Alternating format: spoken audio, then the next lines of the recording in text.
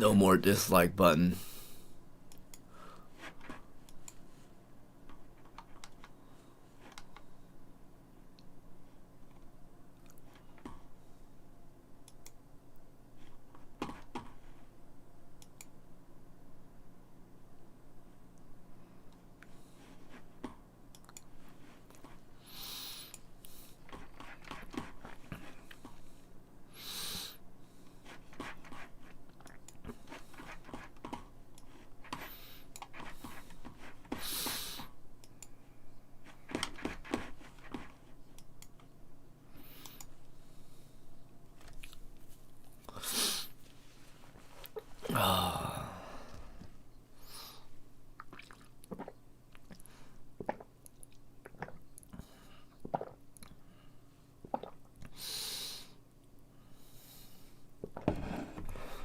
Slow fade, long shots.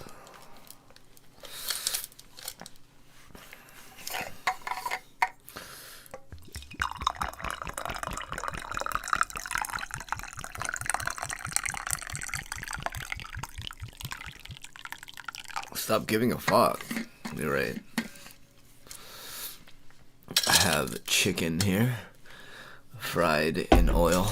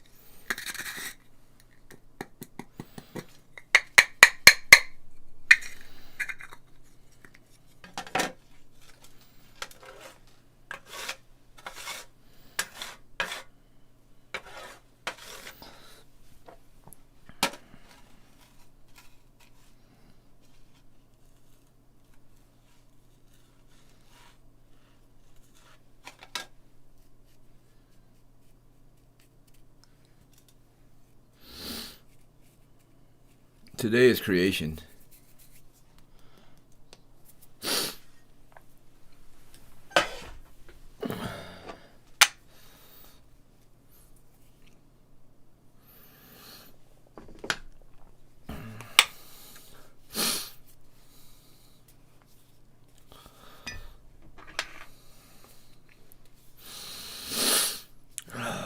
Oh, what was I supposed to order? I ordered that thing. It should come in tomorrow.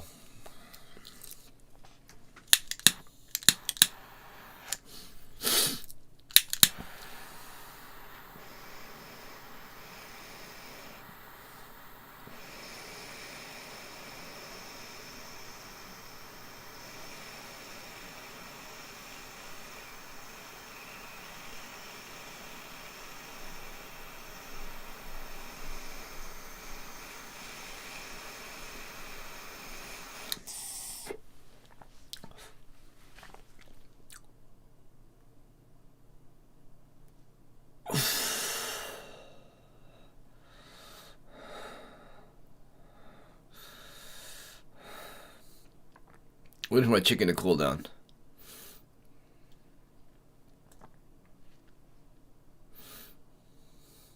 Oh wow, you can just draw in sound waves?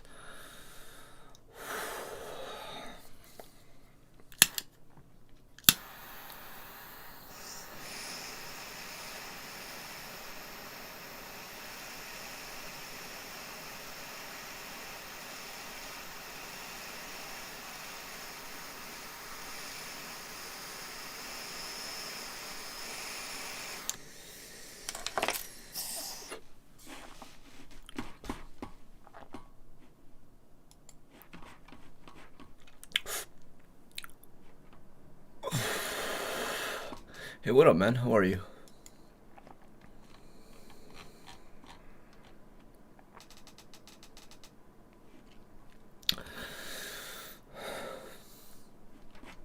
And I'll see you later. I'm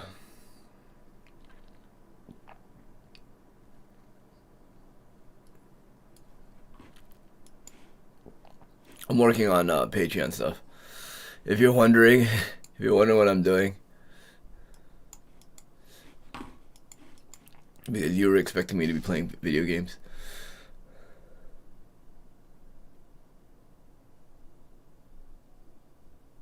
That's the funniest shit you fucking told me. I honestly think you're a real person based on just that one story you told me. I'm starting to believe you're a real human being. I genuinely thought you were just a bot, dude. That either the bot technology is getting good or you're an actual human being, and I'm wrong. It's not like I've never been wrong. That's actually fucking funny. What antibiotics are you on and why? Oh, now you're gonna be all mad at me?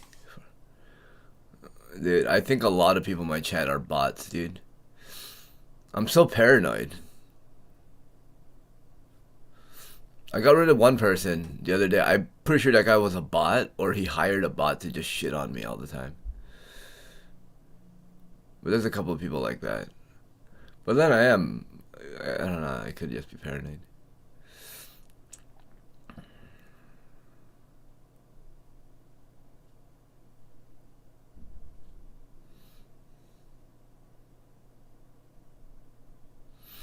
God, that's such a cool synthesizer. That costs twice as much as the one I have.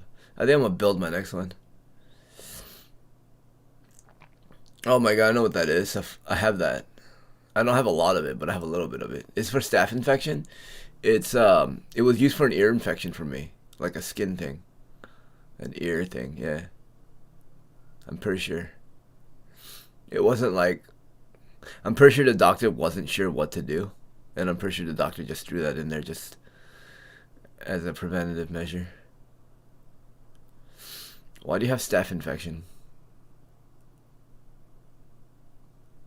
Dude, I used to downhill skateboard and like do all this other shit and I never got staph infection. I don't understand how people act like it's so common. I need to be okay just playing with music in the middle of the day. I don't have to work out every day. I mean, I should. I don't have to.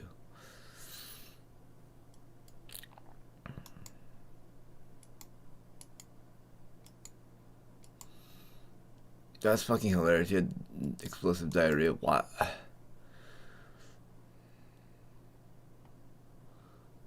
Oh my god, dude. First of all, you didn't get it from the gym. You gave it to yourself at the gym. You didn't get it from the gym. You gave it to yourself at the gym. Alright? Second of all, at least you got it checked out early and you're taking care of it now. And not sharing it with other people. Third, you shouldn't be grappling with that. Even on antibiotics, you shouldn't be grappling with it.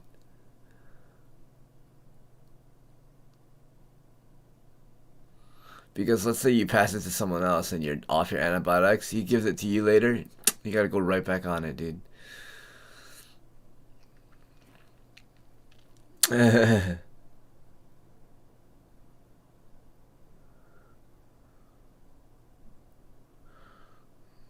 See, that's where you fucked up, dude.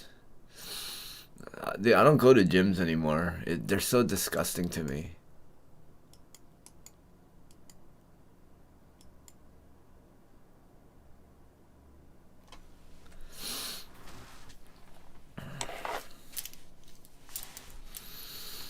Oh, you went to a different gym. Okay, I thought you went to the jiu-jitsu gym. All right, you're good.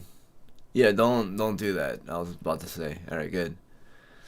Enjoy the diarrhea. What I usually do when I'm on antibiotics is I just don't eat, and I just deal with the stomach cramps and the watery shit. Cause I'd rather deal with that than unexpected diarrhea. After you take the medicine, about 3 hours, your stomach hurts and you'll probably have to shit. Then after that, you're good.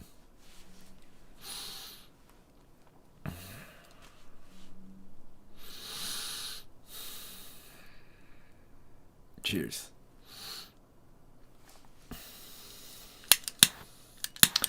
Yeah, I can't believe I'm filming so much shit, dude. I think I got another video on deck, so.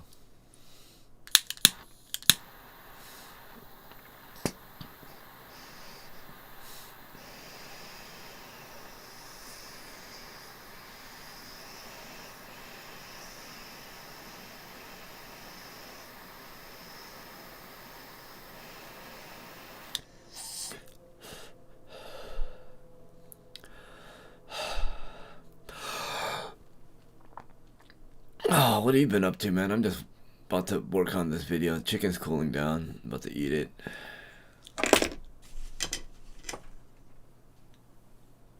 Hold on.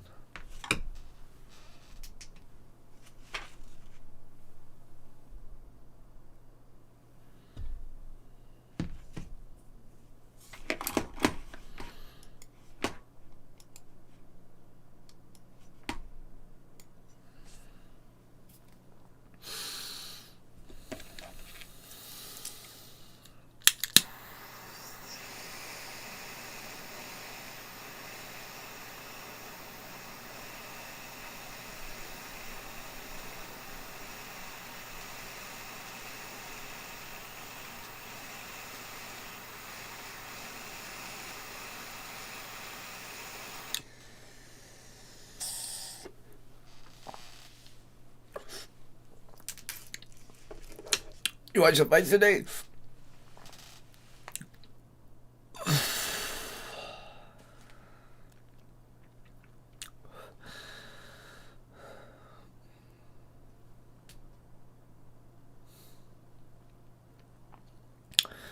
Because you just mentioned that leg bar, I just thought of the fucking, fuck,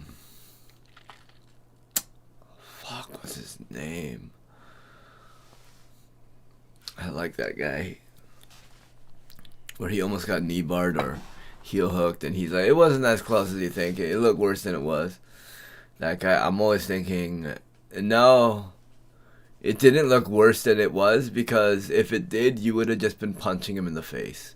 But the fact that you were addressing the heel hook the entire time, the fights were good.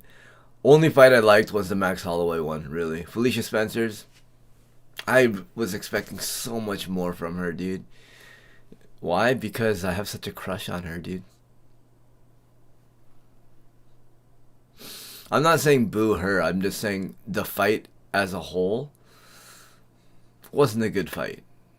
I'm not discrediting the fighters. I'm just saying that wasn't a good fight. Song Yadong is going to be probably one of the best fighters coming up in the next year. I think I'm going to start parlaying on him. Yair last round was when I knew he was going to throw some flying elbows and shit, and it was kind of funny that Max Holloway was the one that landed the elbow on him. I think Yair Rodriguez is a fun fighter to watch. I think he's the Tony Ferguson in his division. Does that make sense? He's good. He's gonna dance on that line, but I don't know.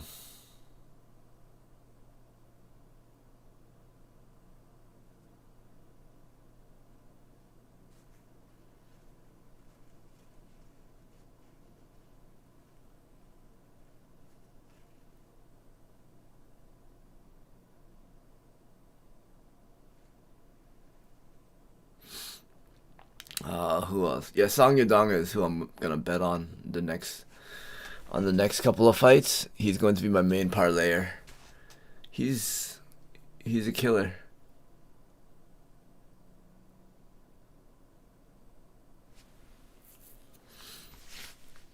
Yeah.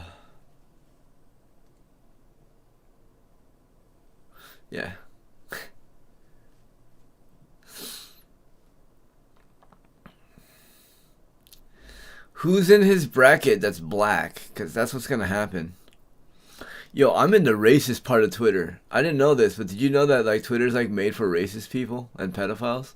It's like catered to them. I didn't know because I'm not a racist or a pedophile. But I've been looking into the racist part, not the pedophile part. The racist part. The pedophile part started coming into the radar when that professor basically said that people that want to have sex with children need therapy. And I'm like, no, they need a bullet in their fucking face. How about that one, dude?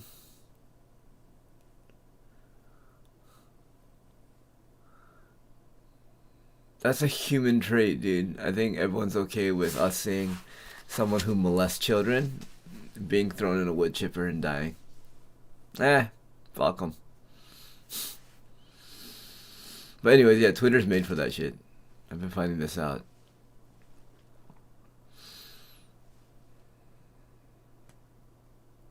You know what I'm gonna do? I'm gonna learn right now, and you're gonna watch it. This is so funny, dude. I'm sorry.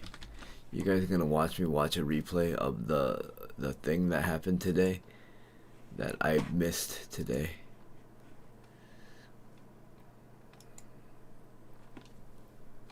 Or was it yesterday? That was yesterday. Here we go. Hello, welcome to the November 12th, 2021 Club Q-Base live stream. Here we go. Go ahead and Song Yadong, dude. He's going to fight a top whatever soon. just for a second. Everything sounds fine on my monitoring computer. My name is Greg Undo. I'll be the host for the live stream today. If you have a question, do we know the MSRP to move from 11 to 12? So currently no pricing or details on what the Alright. version have been announced, but I'm using a CPU intensive plugin. Anything I can do in Cubase, as long With as my knife. one of the things that you could do if you're, My chicken.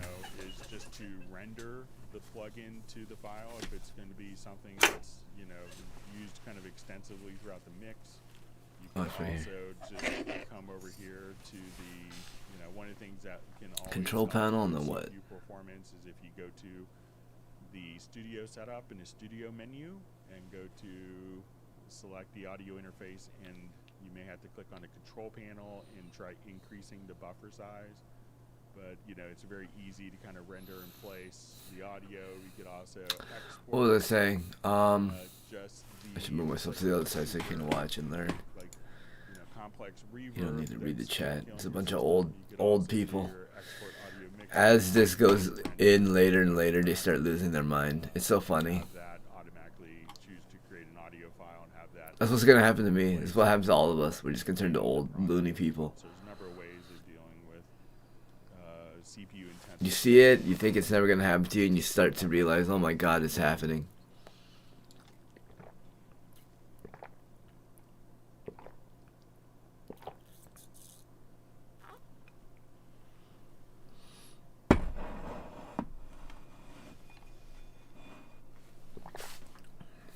Okay, so just see, this may be from an earlier question. It says yes, the waveform is not shown. Let's do the colors in this. The mixer channel, like how to do that.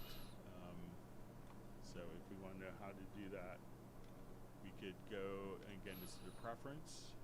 Go to user interface and go to track and mix console. Can I change the color? So at this point, we could choose to colorize our channels. So, or if you wanted to colorize folder tracks or tracks. So now. Alright, that's a good one. I'll just watch from here. Mix console. I hate that I could barely hear it. He needs to turn it up. He sees the red line and thinks it's bad for streaming, but it's like, you need to have that. Just do it in a recent contemporary project here. So once again, you just kind of here. Then you could have the full color scheme. If I disable that, you get the preferences and say, okay, mix console channel colors, So what's up with you, dude? Since you're track colors, injured, right? You know, like injured, I guess. hit apply. What have you been doing to improve your game? The color schemes that you've defined in the project window in the mix console.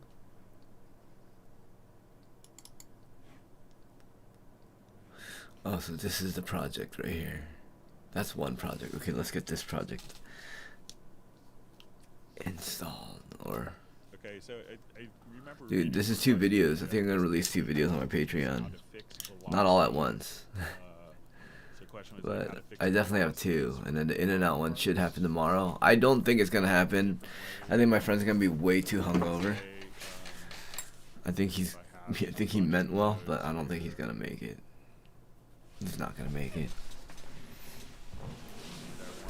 So I'm gonna see if he wants to do it the following week, or I'll just do it this week by myself. So let's say I had velocity curves here. So I'm sure this question will come up later, but I just so if I wanted to come here, I could select all the notes, just the control command A. And if I go to velocity, I could say, okay, let's make it Copy. 99. Vegas. Oops. Chicken. So Korean.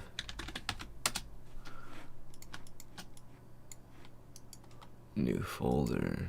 Wrench. kind of increase, but if I hold down There we go. the control key, so let's say I have also. Oh, you could various see velocities me moving my files. Fuck. to, you know, have all the velocities fixed. I can hit Control A. If you go to just the velocity line here, like say let's make it all 64, and hold down Control or Command. They can now all be. I should release. I should finish and release some of particular these. velocity level, just by doing that. So you could do that. And I see. Is there a way to make a custom velocity curve Wrench. for a keyboard? So if you wanted to do this, It's not. you know, for keyboards, you could try. Alright, to, let's start eating. Let's eat this chicken. Often Eat this chicken wrench you know, will that I'm about to make a video on. have a MIDI part, you could go to under the MIDI modifiers, actually do velocity compression, so that if you wanted to expand the velocity that's coming out, but you know, the keyboard itself, if it's only outputting one velocity, you know, there's not too much for Cubase to work with, but you can, you know, have like velocity presets and change velocities. But if it's just a fixed velocity, it may not, you know, be able to work with like velocity compression so much. But if you let us know like what exact keyboard it is, that would be helpful. Because most keyboard controllers will have like a velocity curve.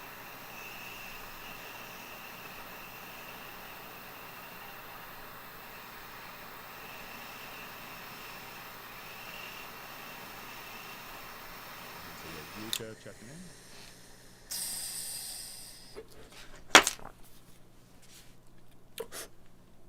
Alright, so we have a question. Hey Greg, how can I change the color of the range selection tool?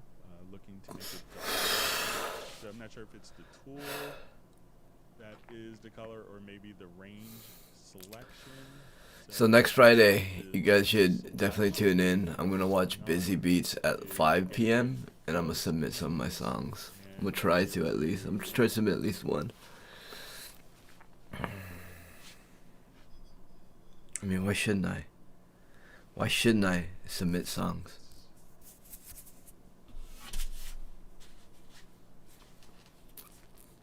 I don't know why I always like get so insecure about how good my music is.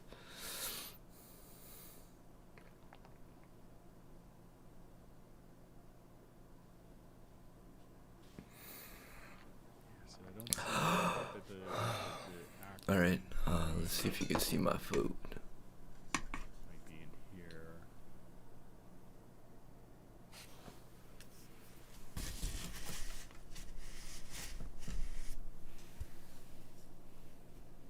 Let me just see if I do that, but it doesn't look like it's applicable for the range tool. So, but if you could let me know if it's the actual tool or the range selection. Does the light need to be higher? So it's just kind of highlighted. Or is it too bright? A little, you know, more obvious depending on the particular color scheme.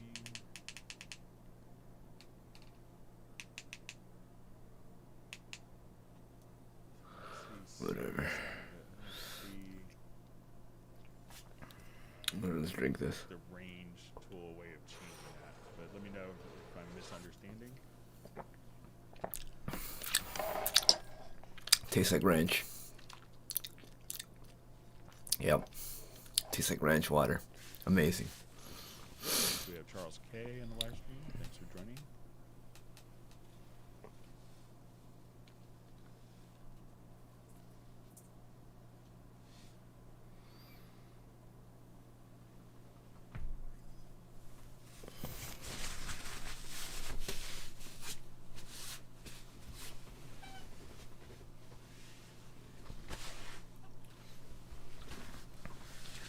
So just this question again about is there a shortcut to apply equal velocities to drums? So another method of doing this, so let's say if I just want to take all the drums in the logical editor, so let's say if we come here to our MIDI menu and we go to logical editor presets, I think there's one that's going to be like fixed velocity. All right, cheers.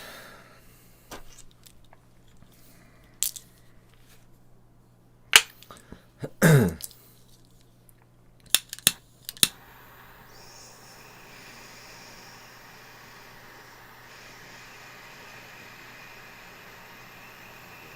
you how to make one. So it's okay, we want to transform type is equal to notes. Let's say value 2, which is the velocity of the note. We want so let's say value 2. And then we want to set to fixed values. So now I can take all this and say I want all of the velocities to be 65.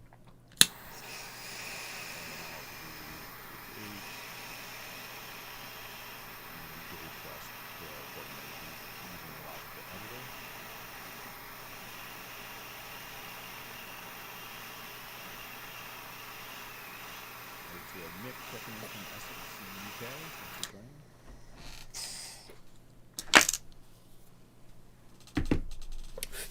All right, on the eat, and then I'm gonna cut up a video. We're just seeing kind of question again about the velocity, make a custom velocity curve with the keyboard. So let me know. Again, I know you maybe kind of the same question as before, but if you could let us know what keyboard it is. But if the keyboard doesn't really, is only, every time it's sending a MIDI message, it's, and another thing that you might be able to work with is if we come over here to the MIDI part and go to the input transformer, and here you could do stuff with velocity range as well. So you could transform, we could take value 2 and say I just wanted to,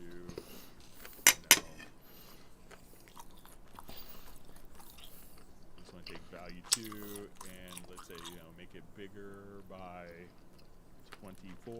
Like if you have a MIDI controller, like I think the original DX7 would only go from velocities to 0 to 100. So, or you could say,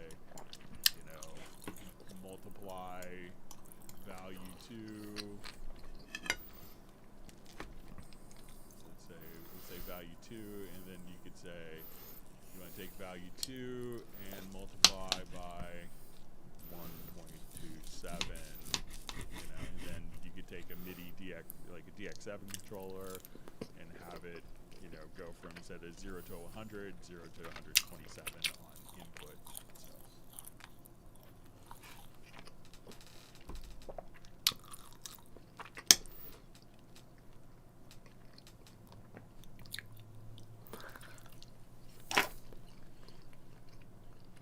So we just see when does high DPI kick in. I have 2048 by 1152 24-inch screens, and I assume they're not seen as high DPI displays, so the setting never allowed any effect, or does it only matter from the scale? Oh, it's so good. 25%. So, it could, first off, make sure that, so generally, if you wanted to, basically we could think of high DPI as often as kind of doubling up on the pixels. So, where like I could look at this screen and for every single pixel of this resolution, there's 4 pixels for, increased resolution. And if you're doing this on Windows, come over, make sure that when you go to the Cubase preferences under general that you have enable high DPI checked, and then you could scale within the application. So if you don't actually have the enable high DPI checked in Cubase, then Cubase will not be running at high DPI scaling.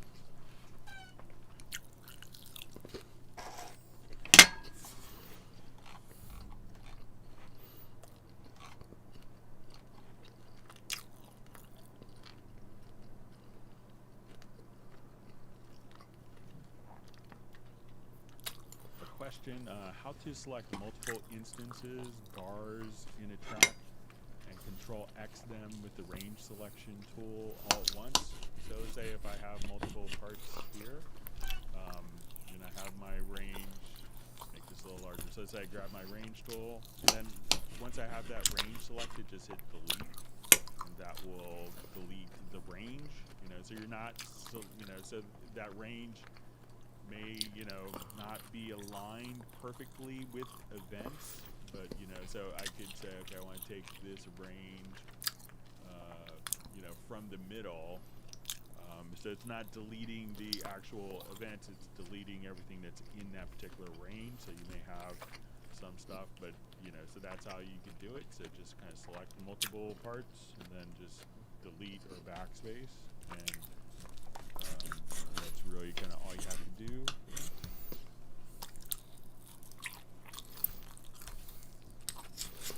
Yeah, but I think the question is like, do it in multiple rows. Cool if it has vibrato. If you want, I prefer to see the show all smart controls. So at this point, this gives us some more options. I will come over here. Let's just make this a little larger. we are working. So, you know, if we wanted to do some quick tuning, so right, excuse me, the two most common ones, if you grab the top center, you could straighten the pitch, and that helps regulate vibrato. If you wanted to select a number of notes and kind of center them to being in tune, you could just grab the bottom center part, and you could just kind of, you know, do a lot of that, you know, right there. So if this note was a little flat or sharp, you know, if they sang the wrong pitch, just simply move it. You know, if we wanted to tilt particular notes, if we go to the upper corners, we could just have like the pitch go up or down. And if we wanted to also just, you know, like when we're working on transition notes, so let's say I want to take this note here, like this note, and I wanted to adjust the pitch, but not necessarily affect kind of the transitions going in. I could just say, okay, I wanted to grab these little small, make it bigger to see. We'll see these little small triangles in the upper corners, and now I could straighten the pitch without affecting kind of the transitions of notes. So just that, wow. Say, okay, I wanted to tilt this particular part here where someone maybe, you know, came in sharp, and I could just, you know, affect just the entrance or the exit of notes for tilting. I could set that amount by moving the diamond in the center. Interesting. If I wanted to adjust the formants or the volume on individual clips, so if someone just had like a little bit of a lip smack or something like that, and we could also adjust kind of where the events start and end, just right there. So that should probably get you started. So let me know if that makes sense. All right, so we see David Griffiths is back in Wales. He's back from his cycling trip in Spain. Sounds like a lot of fun. Hope you had a great time.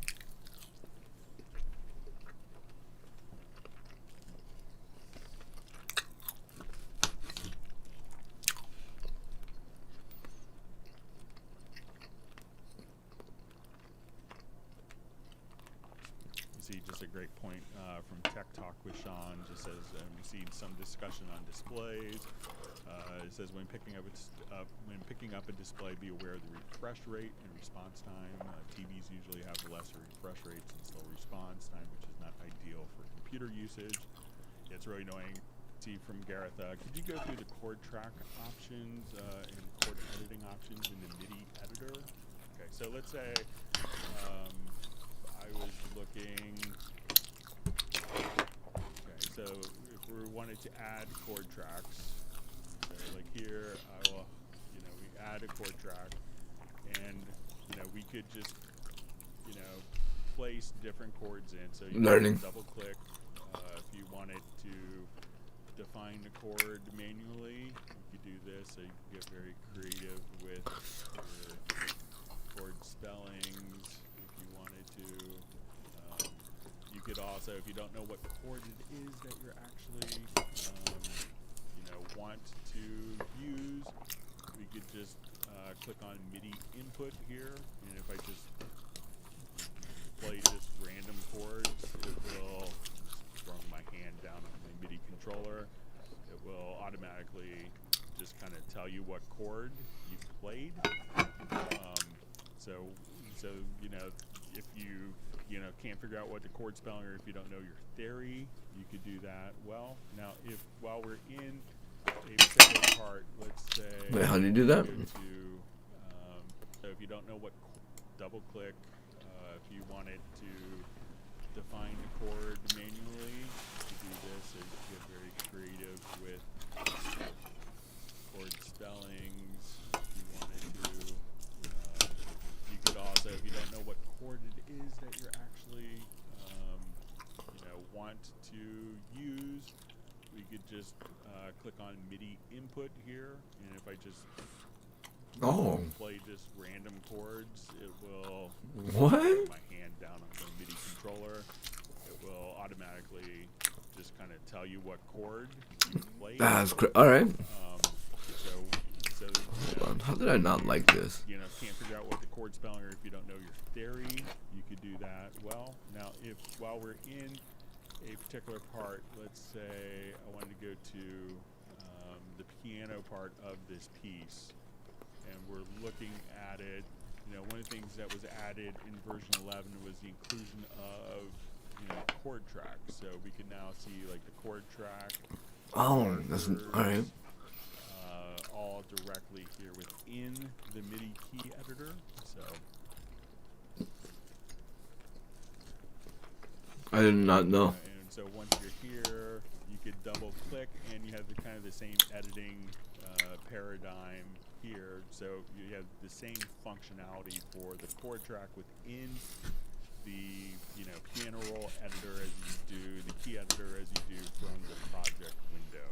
So we could, you know, just come right over here and put new chords in, double click to open and change the chords as well. So let me know if that makes sense for you.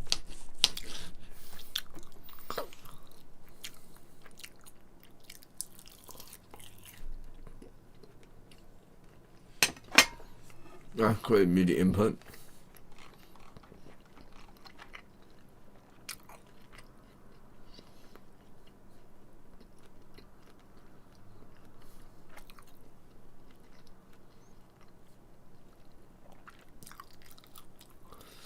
Read through more comments. Okay, so we see how to change the visualization of stereo panning like yours, Greg. So you may have noticed, like, sometimes when you go to a project, you may see that the panning is larger, and that's if there is like a 5.1. So it doesn't really give you. What is this question? If I go to my audio connections here and go to outputs, and I add a 5.1 bus. And now that I do that, now my stereo panners will. I didn't listen to that one, but hold on. So, you know, just because we've introduced kind of a surround bus, a surround group, or something like that, or surround effects channel sound. So, how to change the visualization of stereo panning like yours, Greg. So you may have noticed, like, sometimes when you go to a project, you may see that the panning is larger, and that's if there is like a 5.1. So it doesn't really give you any more functions. But if I go to my audio connections here and go to outputs, and I add a 5.1 bus, so now that I do that, now my stereo panners will get bigger. So, you know, just because we've introduced kind of a surround bus, a surround group, or something like that, or surround effects channel sound. So that's how you can do it. So if I wanted to go to my audio connections again and remove the bus, you'll see that the panning will revert back to probably what you were used to. So I'll just remove the bus, and you'll see the panning will just go to the left. That was not the question I thought it was.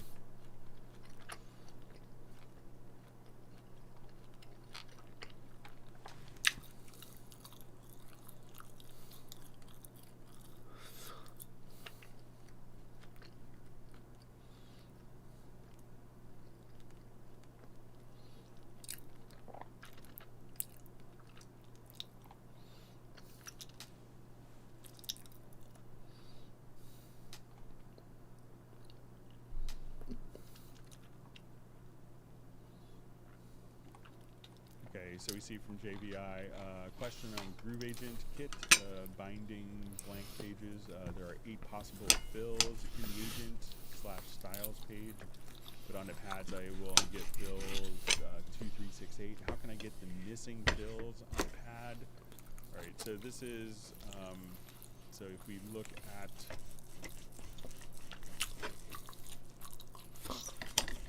the Groove Agent and the Groove Agent SE.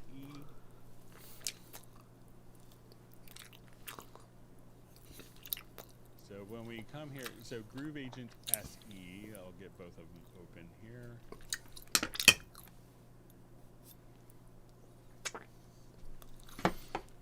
So why we see kind of the difference between them. So, you know, one is with Groove Agent SE, there's only 16 pattern pads. But let's say if I come over to, I think maybe even the Simon Phillips stuff may work with this. Take a quick look. What? You can search by pattern packs? No way.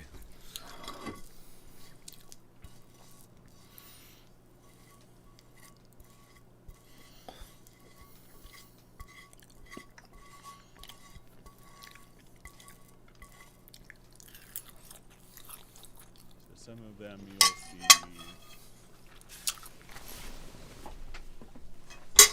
Amazing. So you'll see like SE distinction.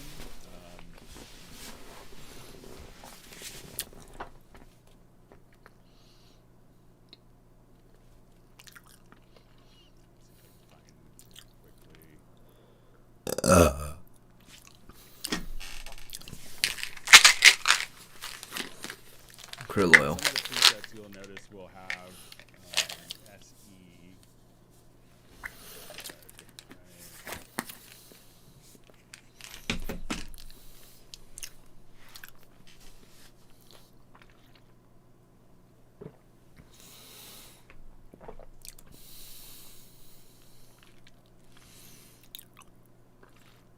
Okay, so let's say in this one I'll do "You Will Be Free."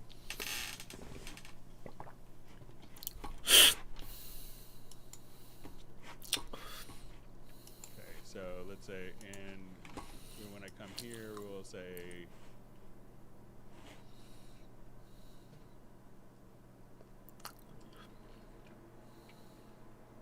All right, so we'll have the "You Will Be Free" SE. So there's only 16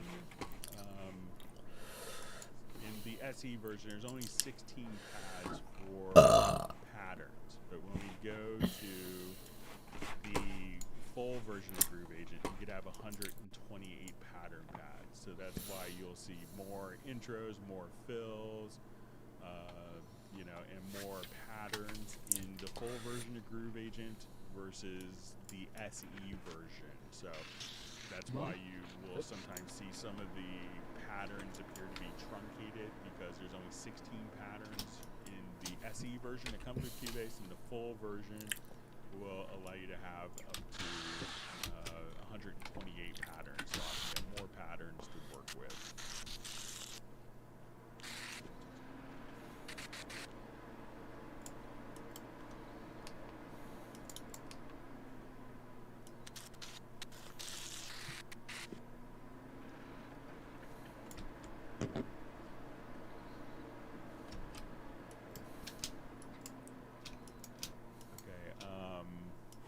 So just see a question from Michael Pierce. When wanting to pitch shift an audio event, I seem to remember that there's an option in the top inspector to shift by semitones or cents, but it doesn't appear for me. 10.5 Mac. All right, so let's say if I wanted to, so as soon as we come over here, you'll see transpose. This will be semitones, and then you have fine tune, which will be cents. So, but make sure that you have the event selected, and that's an audio event. So once you come over here, you'll see that the transpose will be, so let's say as we listen to this.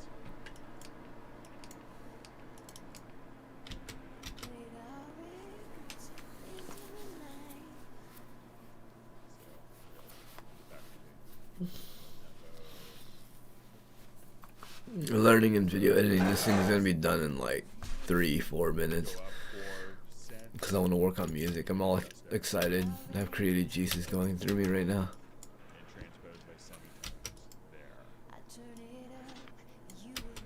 So the fine tune is cents and the transpose is semitones.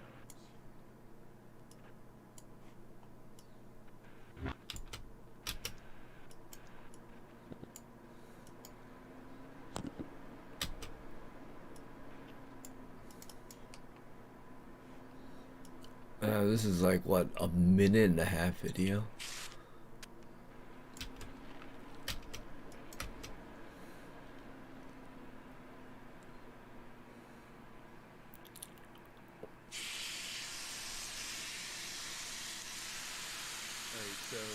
I'm not even gonna touch that footage. I was going to. JVI. I have an NI instrument with a long echo and reverb.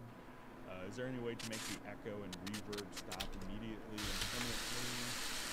The only thing I can think of is to bounce the audio.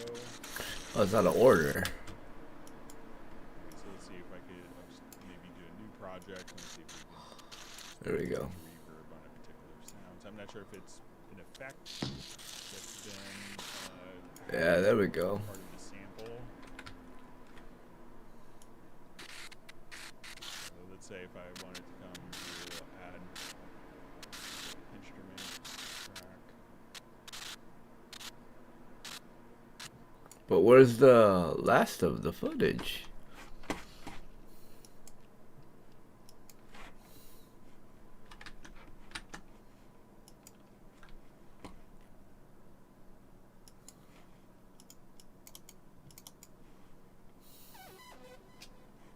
So let's say I have a lot of echo on this particular sound. So there's an echo. So if it's going to be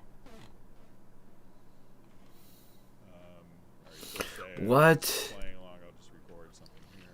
Did I? Oh, I bet I didn't turn off the recording. Fuck.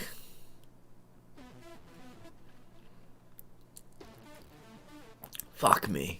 So so when he plays back, we're going to see that we have kind of one note that we have an effect on. Whatever. So when we go over here to the mixer, when we go to the effects, we'll see that we have probably on. Let's say it's probably maybe even in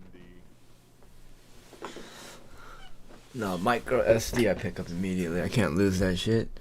Shit's expensive. Alright, I'm kind of mad that I didn't stop recording. Have the particular effect in the. Yeah, I think I just instrument. So stopped. I if think I just yanked it. Fuck. Wondering why I don't have the last footage, but whatever. So if you figure out where the actual effect is coming from. Well, that's what it would have been a perfect 2-minute video. Fuck. Oh well. Live and learn. So I can see my delay mix here. So if I just wanted to change that while it's playing, we could add more echo. I like that. Or you could just kind of automate the effect directly in there. So what is this? Like a minute and a half? All right. Instruments will kind of have built-in effects. All right. This one's cut up. Keyboard, same concept. Time to cut up the other one. And automate the delay change there. So say I forgot I can just hit the bottom right corner. while it's going. So let's say okay, it's gonna start off with a lot of delay and say next note.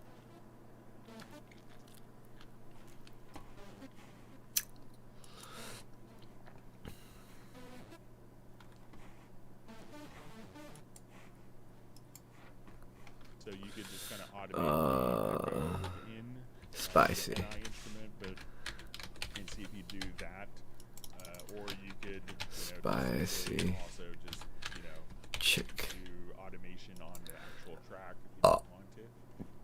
Alright. Let me know if that makes sense. I don't know what instrument it is exactly.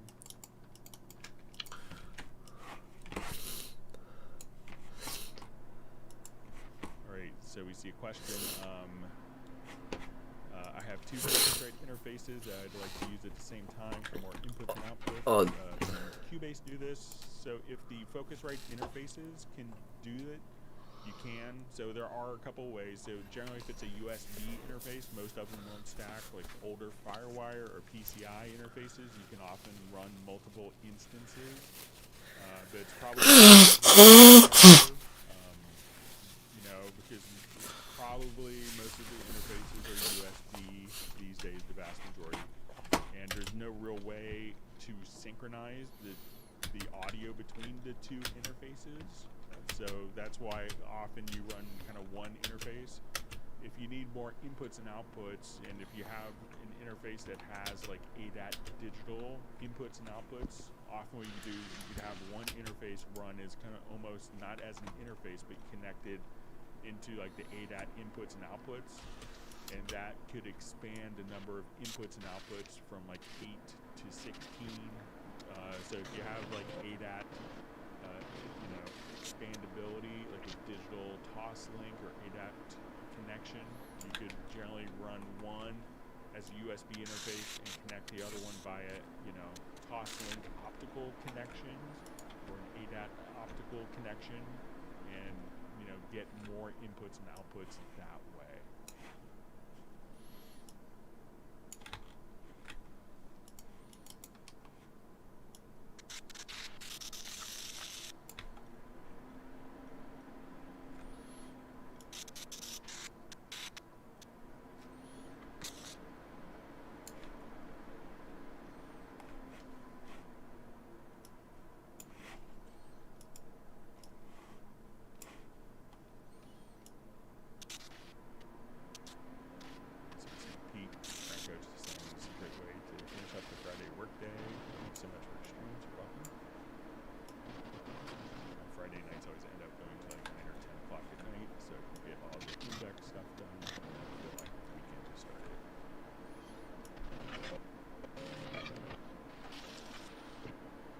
Oh, that song is just black. Is this one just all black?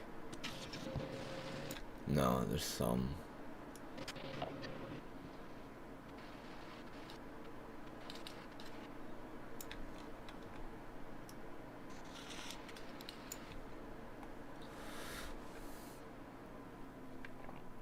This one's... Alright, well, let's just start cutting these. Let's just do it. Boom. Onion, boom. Fry onion, boom. That's all that's all black? Whenever I rename a session folder on a Mac, it makes a new folder without transferring audio files. The session has missing files. How can I change the name of the folder without it doing this? Okay, so let's go ahead and I'll just set up a new project here.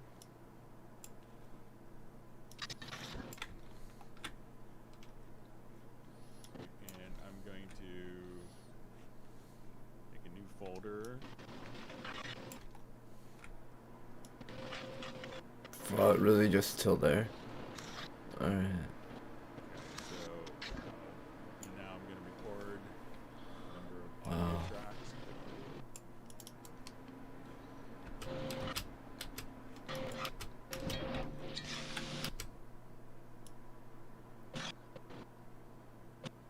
Okay, and I'm going to record.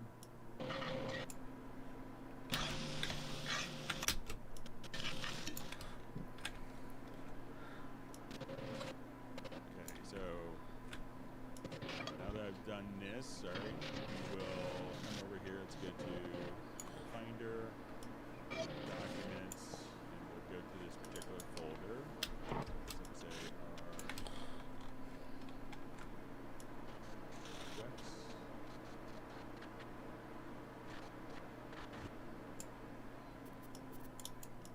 Our Hangouts. So this is the folder that we just created, and in here is all of my audio files. Just export it, right? So let's go ahead and rename that folder.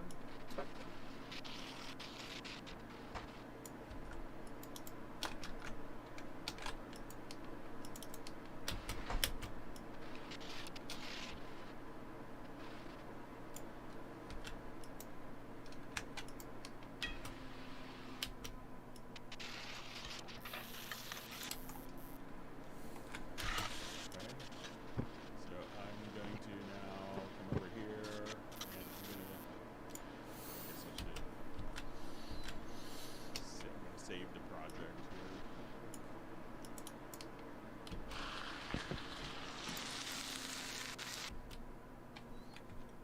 Oh, that's out of order.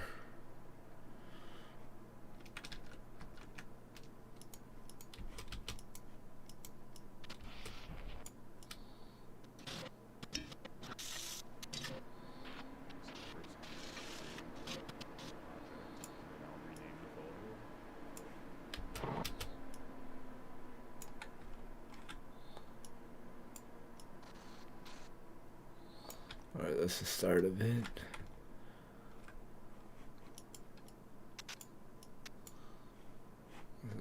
So that goes like right here.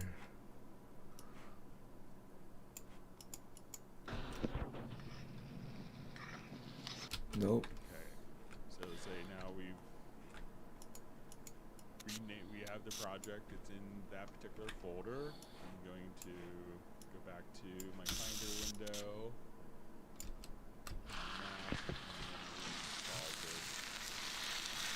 Okay, that's right. Name this particular file. And this is the one where I show the sauce, right? We'll look and we'll Yeah, I show the sauce, so that's right. file there. Then you should go to this one, right? Or is it this one? No, it goes here first. Yeah. It's this to this.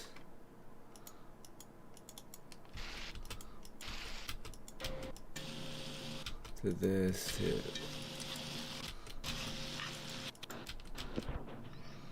Then there's all To that, yeah. right there. So it didn't seem like it had any problem renaming. The folder didn't seem to affect it.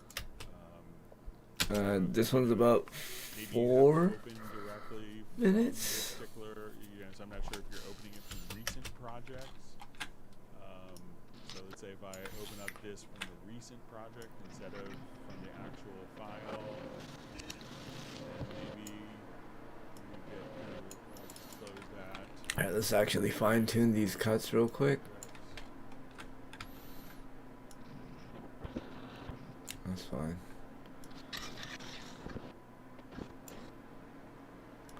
That's fine. That's fine.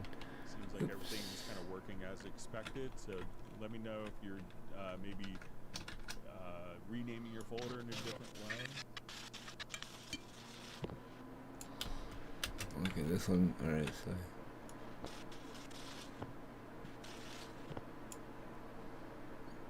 Plop. See, Jeff Sabelski's heading out to the VA, so good luck with your appointment. Right there. So.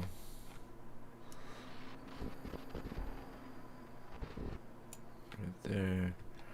Audio fade in like that.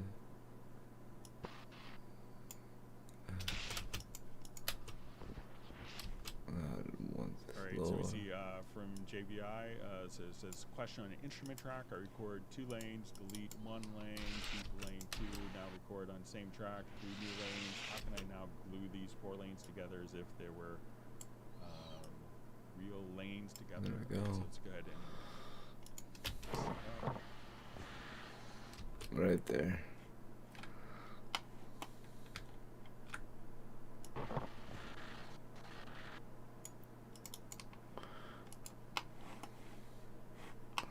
Alright, I think it's right there. Boom.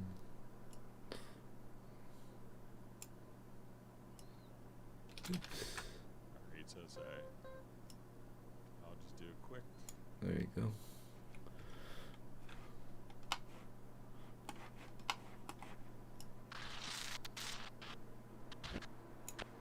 Okay, so it's a so record 2 lanes. So I'm going to put my MIDI record mode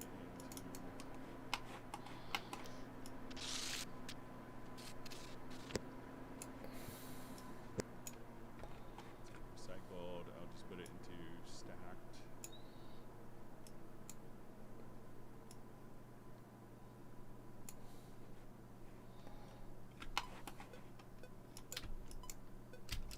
Okay, so I'll start with high note. And then mid note. Alright, so I have my 2 lanes. Right, if I click on the right button, you'll see our 2 lanes. Okay, so it says so delete lane 1. So we will. Now record on same track 3 new lanes. So let's say record again. Let's say low note.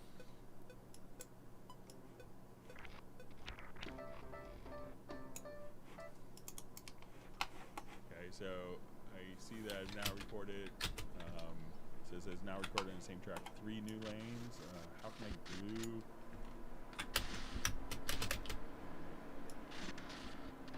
So it seemed like, you know, it didn't create 3 new lanes. So I have like the next lane that's kind of automatically populated. Probably because I went over just a little bit. But if you wanted to merge all of these together, let's say we close the lanes and I wanted to merge. If you grab the glue gun, I think it's Alt or Option, and click, then now I could double click and I can see both notes indicated directly there. So that would take multiple parts and kind of, you know, take the different lanes and merge them all together. So try that. Let me know if that works or if I had different behavior than you did.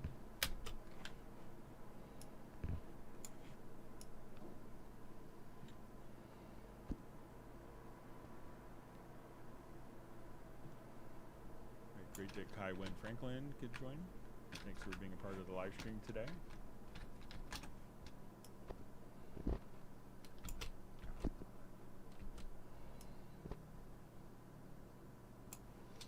How come it doesn't exist anymore? Or whatever.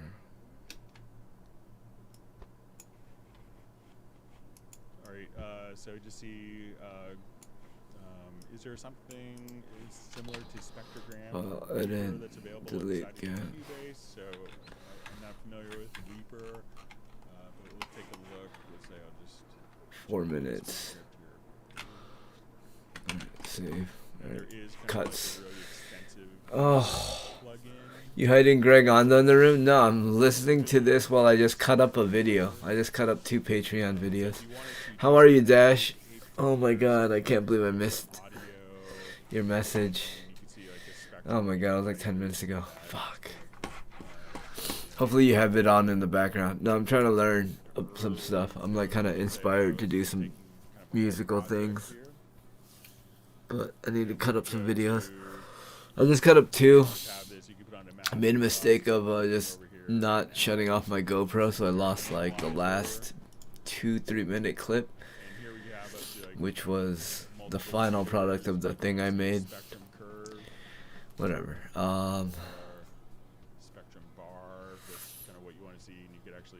Yeah. Sorry. In just full autism mode. Alright, how did he get into Spectrum? Just have this. You can put on a master bus, but you could come over here and add under analyzer. Supervision. That's what it is. Have up to, like, you know, I was looking for this the other day. Spectrum curve. Spectrum bar. How embarrassing. I miss Dash. Fuck me. Or if you want to see intensity. It's like, do I want to play games? No, not really, dude. I want to do this.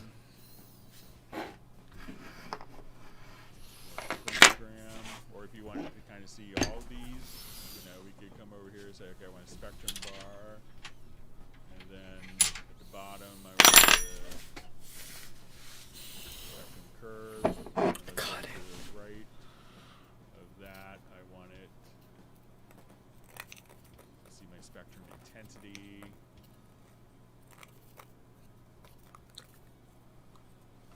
And then for this, we'll say, okay, let's have our spectrogram and our chromogram.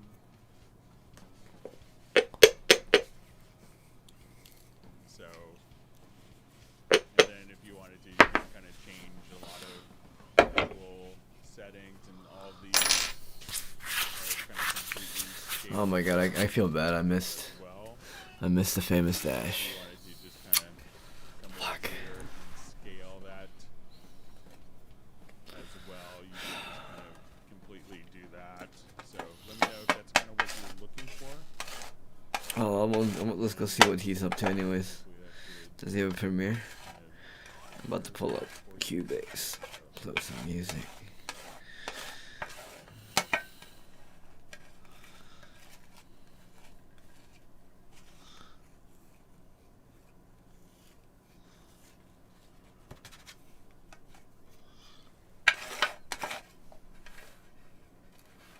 So you just see from 420. Oh my God, he's here. Rip one. Yeah, I'm actually packing one up right now, my dude. Yo, how are you, dude? I took a break from the whole music thing because I got really discouraged because I'm a bitch.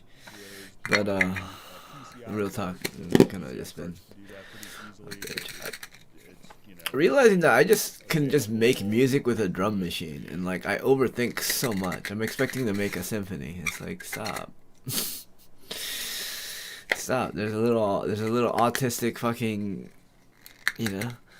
person that barely has a grasp of any language. Nor do they understand how division works. And you're over here. Oh, dude, yeah, I've been hitting a fugue state. The flow state, yeah. Where you just like, you don't even try. You're just flying. Yeah, I hear you. Yeah, I needed it. I was trying to force so much learning that I feel like I learned, and the creative aspect. You know how school be. Where like the more you learn about school, the more you hate it. I was actually talking to one of my viewers in here about it, because they're in a bioengineering, and they had to buy a 3D printer, and I was like, that's so cool. And I started showing them what I printed, and they're like, wow, that's really cool. They're like, yeah, it's school. They make the most exciting subjects boring. And I was like, yep. They made him get an awesome 3D printer. He's not even 3D printing cool shit. I showed him some stuff. I hope he got his juices going. But man, you know what I mean. Yeah, me too. I faked it. That's the thing, dude. And I'm so bad at it until I treated it like a game and I cheated. Basically, I thought of it like cheating. I set records of like how many classes you took in one semester and shit. Like I went from failing to just like knocking out records and shit. They didn't understand how it was possible. It's because I just looked at it as like an autistic game, and I just did it. It was like a weird challenge, and I was like, fuck, I figured this out. Here, I just do it like this, and then I can all these tests and these subjects kind of overlap, have all this together.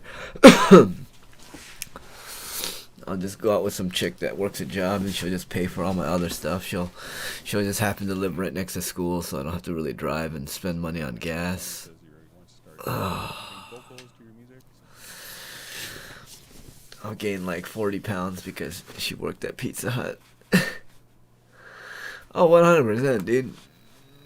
I don't believe I don't believe a spectrum thing is a real thing. I think that once technology got to a point where it vibed with the human brain, and the early adopters of the technology and the brain where it synced up better, and they're able to understand more complicated patterns and ideas quicker, were labeled by the dumb people as being on a spectrum. And I'm like, dude, fuck those people, dude. Let's see. Yeah. So I think dumb people don't understand how people understand and can see things. Like, I feel like you're that way, where you can look at a bunch of patterns and be like, oh shit, I see this. And it's completely different. I'm not saying it's right or wrong. There's no right or wrong. It's just that you see patterns. All you have to do is now just kind of click on whatever I mean, note that you want. I've told you about the three types of people, right? Three types of people in this world. Da Vinci, right? Those who see it. Those who will see it if you show it to them. Those who do not see it. I think people that are on the spectrum are basically just able to do this better, and there's no way to label it or identify it. So they label you something to marginalize you, so you don't get too far ahead. Okay, so you see They don't want you to exceed. They don't want you to excel. ATF 2000 B control fader. Um. Get it set up for CC control. 11 Pro, please help. Oh no, I don't. I don't actually. I didn't actually get a test. I just read the test and I was like, dude, I'm on the spectrum, dude. Those people are gonna look at me and they're gonna be like, you're on the spectrum, dude. No. If you thought about it, you're definitely gonna get high scores on that shit, dude. I've never gotten a diagnosis either. I just know that I'm 100% on that shit. So if you have I've seen you. You're definitely on. You're definitely on there too, dude. You're definitely. It's not a bad thing. It's so stupid how people are like, oh, it's like, dude, you're borderline genius. Let's make him feel bad for being a genius, dude. Let's label him. Let's put him on a scale and say it's bad. You're like, homie, you a borderline genius. Yeah, you're a borderline genius. They just don't understand. But what you could do is under a MIDI insert, you know, so if it's transmitting MIDI CCs, you should be able to come right over here and go to your MIDI monitor and be able to whatever. Yeah, but I was born like on a military base and I got put a bunch of serums and shit. So who knows how weird I am. I've always had this weird like tendency or like desire to like do the most awful things, and I never understood it because I don't want to do any of it. It seems like the most fucked up shit, but I always wonder if humans all deal with it. Like, here's an example. Do you ever like just walk by someone and just think it'd be hilarious if you just kicked them for no reason? It's like out of nowhere. You just be having the greatest day. I don't know, I have weird thoughts like that, and I always felt that was weird. What's being transmitted. So, you know, when you put it into Mackie control. No. We're borderline geniuses, man. You're on the spectrum. I'm on the spectrum too. Like, if you ever thought about taking on those tests, I've realized that you're on the spectrum. People that are basically forced to do it are done by people that are really dumb and scared by the intellect. Like, I know people that their parents made them take the test, and it's like, dude, it's because your parents are dumb. Sorry, man. Like, you're so smart. You're so smart. They wanted to make you like them, but you don't need to be like them. You can just continue to be you. Because that's the one thing that being on the spectrum is. You're more likely to be you. You know what I mean? Like, if I was like, yeah, Native Instruments sucks. Like, you know how there's like, that's not a good example. What's another more normie one? Apple. Like, Apple product sucks. It's like, whoa, what? You know, it's like, you don't follow mainstream kind of thing. But then, like, being on that, like, spectrum thing that they call it is, like, you're not afraid to just be yourself. You're not afraid to just be like, you know, I don't think that's right. Nah, I think I'll die on this hill. Nah, I don't think that's right. I don't care if I could be wrong, but I just don't think that's right. You know, shit like that. No, I just think it's bullshit that they marginalize people that are smart by calling them names. Dude, when someone's like, "Oh, they have autism," I'm like, "Oh, so that guy's like a borderline genius." Like, we just don't understand what that person's a genius about yet.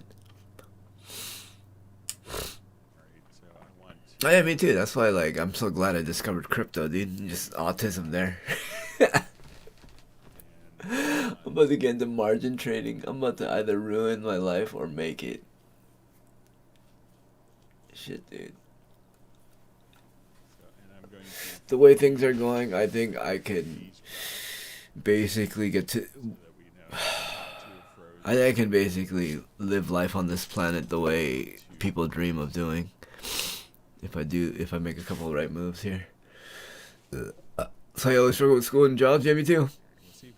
Same here, dude. Employee of the month. Got fired the next day for not being... got fired the next day after the COO announced how great of a job and how I'm a model employee. And then I got fired the very next day after that phone call for not doing my job. Yeah. Because I'm not about the politics, and, dude... I know what I'm worth. Shit like that. Yeah, exactly. Dude, I'm trying to do more to YouTube. I was great on Twitch, dude. I was killing it on Twitch. Oh, that's why they kept shutting me down. All the big partners saw me as a fucking threat. They knew. All the Asians had to band together to fight against me. Because, I mean, look at me, dude. Have you seen me without a shirt on, dude? Ah. That's why I kept getting banned on that platform. I kept booming though. And then I stopped because I let them beat me, and now I'm back. And I'm using YouTube to grow my Patreon because YouTube's a dying platform. And I think the growth platform's gonna be Rumble. They should have done it fair and square. Yeah, I think so too. I always think that, but they never do it. It's always some bullshit. It's always that thing where cowards have to get band together to take down the one person that's about. No, that's why I really liked your streams, dude. It's like you, Collective, Busy, but he doesn't have autism to that level. He has like a manageable autism.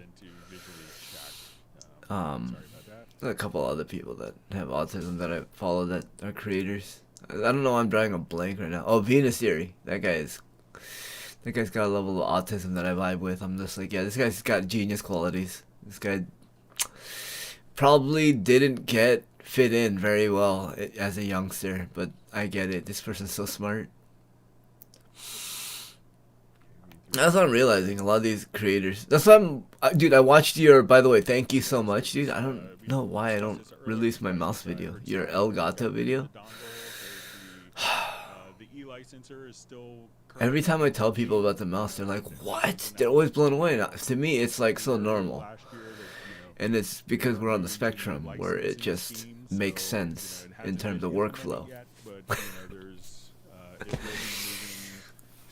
And then that's the thing about us, because we're on that spectrum. It's like once we discover something and we understand its value, we're just like, yo, listen, guys, listen, you have to do this.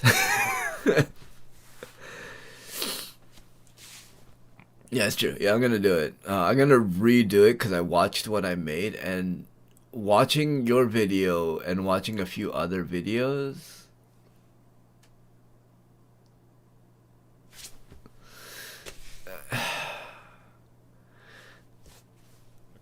No one wants a professional setting. Why? It's like I put on a fucking suit and I'm like, I'm just gonna do one like this. Or I just don't give a shit and just like, look, this is how I do it. But like, I'm way overthinking it. It's just like with the music, but now I'm at that point with music, and that's what you showed me. Is like, dude, you just, who cares? Let's say if I had it going out of my even like even fucking Hot Cross Buns is music, dude. Bam bam bam, you know, like that shit's music. It doesn't matter. Who cares? But you know what's cool? If you took those MIDI notes and then you sound design some crazy weird wave that had something and reverberation, maybe bit crushed and did something, and you made it sound completely different, and then you reversed it and then you did some shit to it, you know, like who cares? Yeah, that's what I'm realizing, is that when I do it early, it comes out so like Weatherman, like this is high, and then I feel like the jokes are rehearsed. That makes sense. It feels so rehearsed. When I'm editing it, I'm just like, God damn, that's so rehearsed. How many takes did that take? Like 4? Fuck. I'd like feel it, you know? Whereas like when I can just explain it like in one of these, I really need to just find someone to explain it to. I think that's what I'll do, actually. That's a great idea. I think I'm gonna grab one of these people in the Discord and just be like, yo, can I teach you how to do something real quick? That's a great idea. Then I'll have a separate camera right here to film myself. Good idea. Thanks. Yeah, but we're on the spectrum, dude. And don't let people tell you that being on the spectrum is a bad thing. They're just mad that they're not. They don't even place. You know what I mean? It's like, yo, it's a genius competition. You're not even ranked, homie. Like, sorry, bro. It's like it's a whole spectrum of geniuses, and like you're not even on it, dude. So don't even concern yourself with it. It's a fucking superpower. It's so weird. So what you need to do is, depending on your audio system, you need to, make sure. Dude, it's a superpower. Don't let people tell you different. It's a superpower. Or, There's a reason why people gravitate and listen to you. There's also a reason why people will hate on you. It's because they see that they're like, oh my god, this guy's doing things that I will never achieve in a lifetime. And it really pisses you off. Think about it, dude. Think about how much I hate the Rothschilds and all them. Because I know I will never have that life, or I'll never be that. I hate them so much. It'll automatically switch once headphones are connected. The speakers will get, turned off. But sometimes it doesn't, and you have to. No, I realize I'm like surrounded by a bunch of audio gear and stuff, and like sometimes, dude, hip hop beats, they can be so simple. I don't know why I overthink. There is a TikTok beat, a beat that is on TikTok, that was made on a TR6. That's the most common way, but it still could work. But you may have to. A drum machine that's like $300-400, and this person made millions of dollars. Also, I'm drawing NFTs. I don't know why I don't do it, but I think I'm ready to release it next week. I think I'm just gonna release it. I think it's a great idea. I think people are gonna want this, because like I draw cool shit. I just know art. So I'm on the spectrum on that too. So that's what I think about you, Dash. That's why I want to interview you. I want to talk to more people that are like, we're autists. We're on the spectrum. We vibe with a frequency of the universe that other people aren't in tune to get, and it's either something of your life happened, whether it was traumatically great or awful. Who knows what it is? Something could have happened, or you were born of a certain like destiny, so you're just able to receive the signal. There's so many things of this universe we don't understand. It's like I ask people, do you believe in magic? And people are like, no. It's like, you know that all these successful people actually do, right? Like Lil Uzi Vert, Rihanna, Hillary Clinton, like politicians, they all believe in magic. They all practice it. Music is magic to an extent. Music is sacred geometry. Sacred geometry is magic, right? You know about sacred geometry, right? Guides are usually in Ableton, where they choose the kick track as input. So like the whole sacred geometry magic, that's all combined. It's just like how nature has the Fibonacci. That's all sacred geometry. Yeah, so that's all magic. The only difference is that I don't feel like I ever need to participate in black magic. It's the funniest thing. I'll participate in green, white, and I think blue. I think it was green, white, and blue. I think I'll focus on those. It's like I like money. I like putting good stuff out in the world. I think I'll focus on that. I wanted to ask you if you ever tune your shit in like 444. Do you care about any of that shit? Do you ever like finish a project and just finish it on like the 5-3 whatever, all those different frequencies, or do you just not care? I don't know. I love it when you stop by my thing, because I love having this autistic conversation. I'm telling you, dude, we should just have a podcast. It's just two autists talking. You know, people would love to listen to what we're talking about. Dude, that's how I found you. I loved the way you were talking about stuff with Andrew. I was just like, dude, this guy's fucking... I'm gonna find out more about this guy. And then Andrew stopped making videos, and then I got into Cubase. It's all your fault, dude. I learned it from watching you.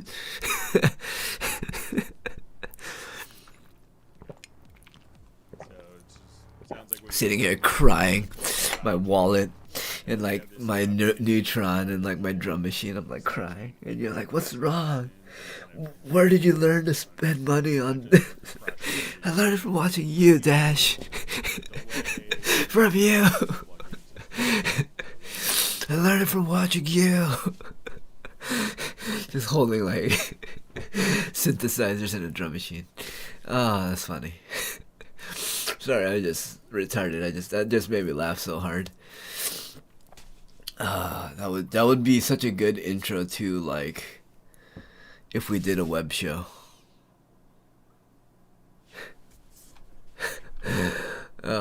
It would be so easy to film. I just have you open a door and be like, "What's going?" Just walk into it and be like, "What's going on? What? Where's all your money? What are all these? Who taught you this?" And then we just cut to like a little like staticky like virtual glitch VHS glitch thing to a thing of like two autists in conversation, like the two ferns. And then we just have a conversation about this shit. Let's see. That 432 makes a difference. That's what I was thinking. It just basically just changes the semitones, like a right, because it's not like that frequency isn't being played. Like I don't. All right, cool. So I just see I use the okay, cool. Pad control. It writes automation, but while looping new data doesn't. Okay, yeah. Write. Yeah, but if you want, dude, I'm down to just do a podcast thing where we just talk about random shit. Because it's like music based, but then there's other things we. That's the whole fun part of it. And we have to be okay with getting into, our, what do you call it, like, fights. Because honestly, real talk, you want to be real, you gotta have the audience be fans of ours, but also pick sides. Sorry, dude. Biggie and Tupac taught us a lesson in the 90s, man. Fake beef sells records, yo.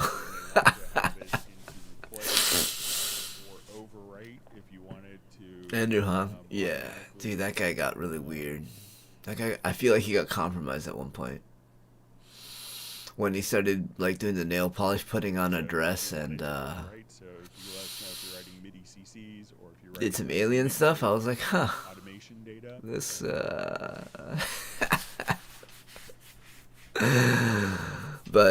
yeah, I don't want to really talk about that here. That's for podcasts. I'll get canceled here. He's a character?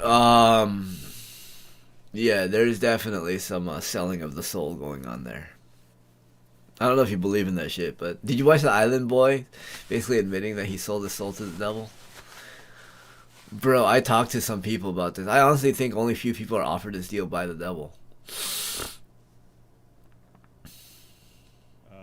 So just see, coming oh yeah, go do that, dude. I'll watch your stream, dude. I'm gonna go work on my music. Can you have multiple VSTs? Yeah, what are you doing? How come it didn't pop up? So, you know, if you wanted to have, let's go find out. You know, multiple VSTs, so they're not necessarily kind of like cascaded in one. How come it doesn't show up as a premiere? I hate YouTube layout, dude. I fucking hate it. Say if you were here and, you know, you oh, okay. have, go get ready. Yeah, I'll go watch it. But I hate the YouTube algorithm because I went for live, right? I follow a couple of these content creators for video games and shit that I've been like really deep diving into. And then I see that they're live, and so I go to the live tab and I sort it by game, and they do not pop up. Dude, I can't wait to do steroids. This guy's fucking yoked as fuck. I can't wait, dude. That guy's, I can't wait. Well, what do I have to lie about? I don't give a fuck, dude. Go follow my footsteps or don't. At least I'm gonna tell you the truth. You get to see what happens. Then you're gonna look at the people you believe in, and then have to make a decision. That, are they lying or am I lying? Bang! Neves Knives. I'm Jared, and we got an exciting unboxing. Why is your mic so bad in this one? I'm so excited to get my hands on this thing, and also so jealous about everybody else. I'm not a fan of the front flips. I tried not to watch their reviews, to be honest, because I did not, even though I know we disagree on so many things, me and other reviewers, and blah, blah, blah. It's got a decent choil. I fucks with that one. I would cut such a more aggressive choil out of that. Now knowing that you can just cut these choils out yourself. Sorry, I'm a fucking knife nerd now. Yeah, I'll see you. Go get ready. Go drink your coffee. Go drink your coffee, dude. Go get his coffee high on. God damn, dude. We should have a conversation, dude. I'll message you somewhere. I don't know. I'll figure it out. But we should definitely have a podcast. We're two autists that just talk about crazy shit. That was the episode right there, dude. Being on the spectrum. Superpower? what you're Disability. doing specifically. Superpower. There's like the funniest thing is people are gonna wonder if there's gonna even be a debate of whether or not it's if one's gonna pick one side or another, and we're just gonna agree that it's a superpower. Very, very Okay, as you see, hi Greg, Tim from Las Vegas question. I see Oh man, instances of grievance I want to tell. I can't wait to tell Dash about how I stopped letting medical staff telling me what I was when I realized that they couldn't do what I could do, which was be skinny. Agent 5 is sold separate. So Agent 5 is going to add some additional functions such as like sampling with sidechain input. It has the ability to run multiple agents, to get a percussion agent, more content. God, yeah, I love this knife. This is the perfect size, the perfect fit. I'm so glad I went with this and not the other one. I'm glad I also got the other one to make sure I don't have any remorse. Gray is my favorite color. It just so happened to work out that this is it just fits. I wish the Spyderco one came in a gray, the one I want, but it doesn't. And I don't want to spend $150 on a knife and then spend $60 on this plastic. Is there a way to activate record from the switch in Cubase? I'm wondering if I can 3D print it. Arteria Keylab is too loud. So yeah, we can do this by going into Wait, whoa, what's he doing? studio setup. And you 241. add a generic remote. So once we question, is there a way to activate record from a foot switch in Cubase Pro 11? The record button on my Arteria Keylab is too loud. So yeah, we can do this by going into your studio menu. Your Studio Keylab Setup, is too loud. and you can add a generic remote. So once we add a generic remote, what you can do is click on select learn, and basically you want to say, okay, this will be fader 2, let's say. So we'll click here, and just hit. I need to figure out what I'm gonna use my foot fader for. I gotta figure this out. But it could be any MIDI message. So say, okay, so now this MIDI message will do God, this knife is so flicky. Let's go to So flicky. transport and just go to select device, and we want it to hit record. So now when you hit the foot switch, and make sure that we have this MIDI input and output mapped from your controller, so that will take the controller pedal from your foot switch, and then that will turn that MIDI message into a record function in the transport. It's got a nice detent. I can't wait. Dude, Dash is gonna be on. That means I'm not streaming. I'm gonna work on music and watch him, because I don't want to steal his fucking content. That guy's so cool. That means he's gonna stream in like 2 hours. Nice. So we have, can you shed some light on convert tracks, head tracking, and GoPro VR player commands? Okay, so let's see if it's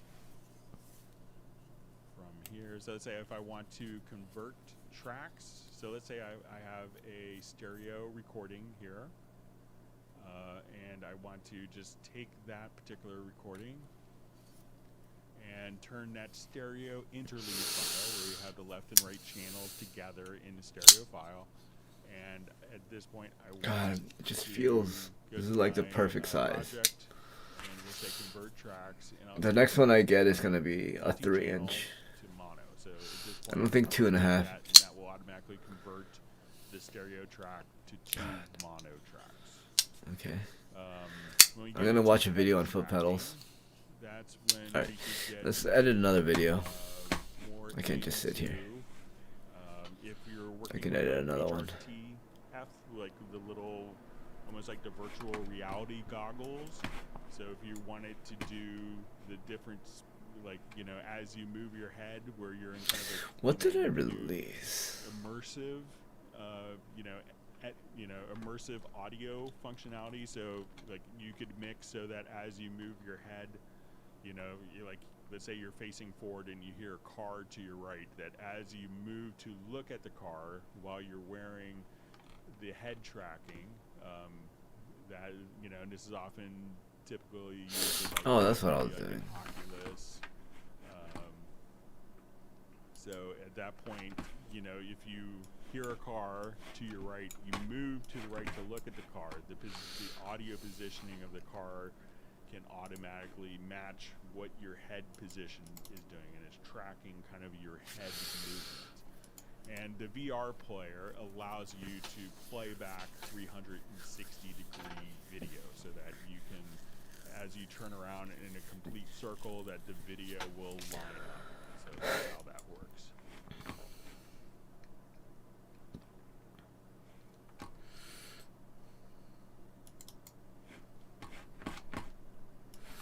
Can I finish this? Oh, this is done. I just need to put sound on it. All right, let's 1, 2, 3. All right, I got like 5 videos I can upload this week, dude. Hype. Why is this? Still can't see other fills, drum kit in question, acoustic agent, SE kit, binding blank pages. Surely there's a way of getting the missing files. So, you know, don't load up the SE version. So if the SE version is what you're loading up, you know, just, you know, realize that, you know. Oh, I gotta blaze it. Fuck. It's 420. He's right. Fuck. A non-SE kit. That damn retarded. So there Alright. may not be a non-SE indication, but like the MIDI, kit foot, earlier, pedal. will give you kind of an indication, like when you can see both, you know, an SE and a non-SE version, that you'll have more capabilities. But the SE, you won't have as many capability. You know, you have the potential for having less fills and intros and endings than a non-SE kit.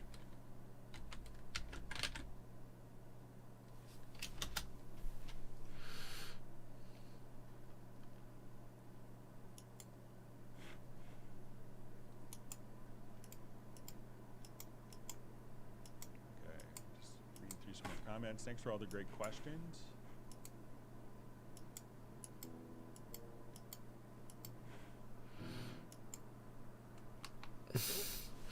Yeah, but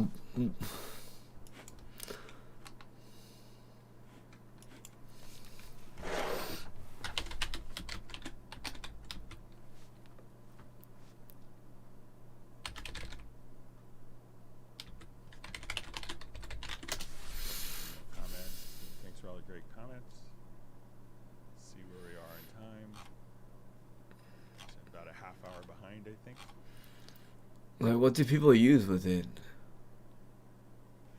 Oh, dude, I haven't seen this guy make. Oh my god, how am I not subscribed? I used to watch this guy all the time. A month ago? So to see, is there a way to auto group tracks or grouping tracks using the logical editor? So we'll show you. I haven't finger drummed in a while. I should get back into it. Alright, let's fucking go.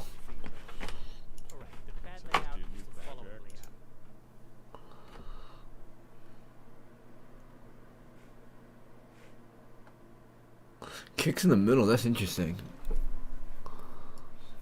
That makes more sense. I always wondered why it wasn't like that. Tom's in the, yeah. I'll just kind of name.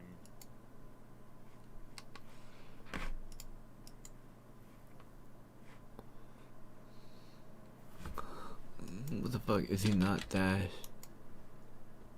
I'm just going to colorize these all kind of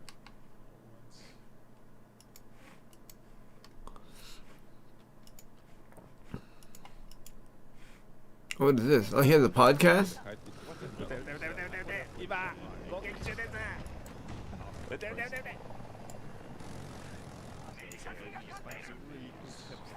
I'm gonna listen to this later.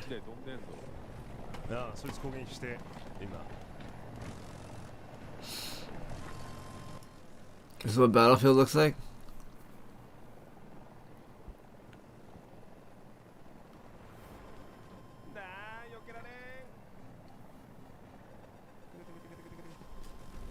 Okay, so if I wanted to, you know, select tracks using Project Logical Editor, you could also do. Oh, this guy knows how to play. Good shit. He's gonna land and get repaired and shit. Project Logical Editor. So let's say I named the drum, so I could And one of the things you could actually do is kind of set up macros as well. So let's say we'll first come over here. I want to select tracks. So let's say container type is going to be equal to track. Just say for the second, I'm going to say name. So let's say name contains. You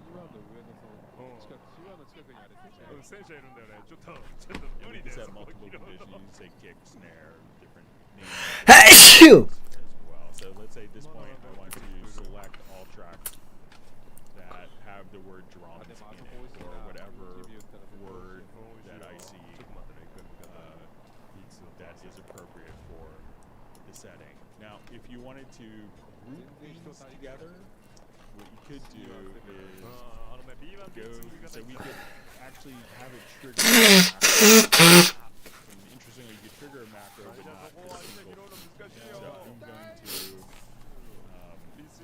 come over here, we'll say selected tracks or add group to selected tracks.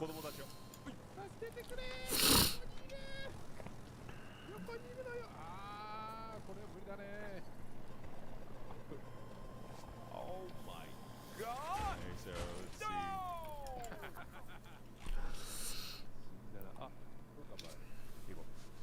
let's see. That's it.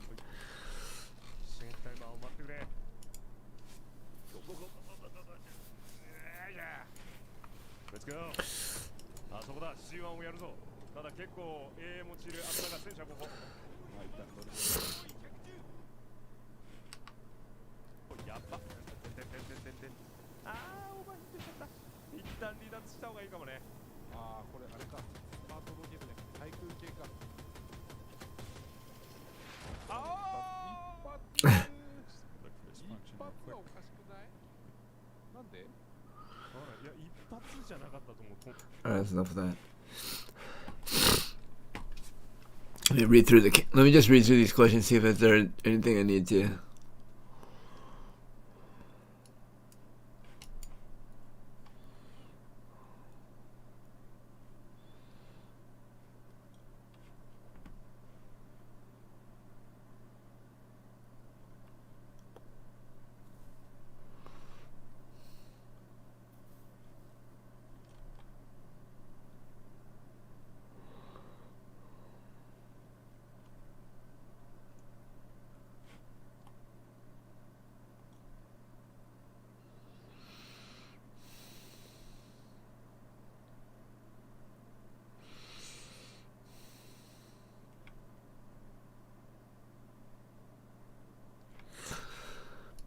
Nothing's really sticking out here.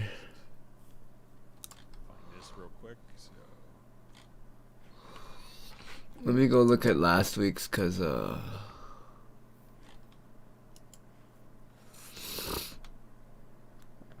this one I didn't quite finish this. Let me go look at Let me go look at this. You might have to do it like within the batch processor, but in regards to taking like files that were, perhaps at different in Nashville. His question is, can you copy and paste MIDI velocity? So if we have, let's say I'll just quickly add an instrument track here. So it's not necessarily copy and paste for, because the velocity is going to be set up for, particular, like part of the note message. But there is a Good question. Shane, that we I'm glad that you could join the live stream today. He's a wonderful educator, songwriter, all-around great guy, and based in Nashville. So let's say if I have this pattern here of notes, and I wanted to save and apply the velocity from one part to another. So all you'd have to do is, if you kind of just select the particular event, and this may seem counterintuitive at first, But if you go to the quantize panel, drag that event into the quantize panel, and and you have position and velocity. So instead of having this be 100% for position and 0% for velocity, I'm going to just do the complete opposite.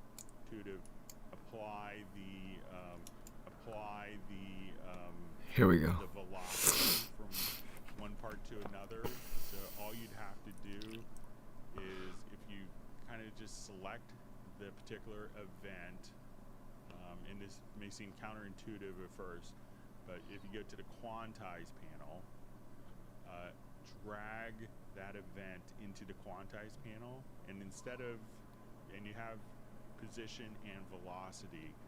So instead of having this be 100% for position and 0% for velocity, I'm going to just do the complete opposite. So Okay. now we can save this as a preset.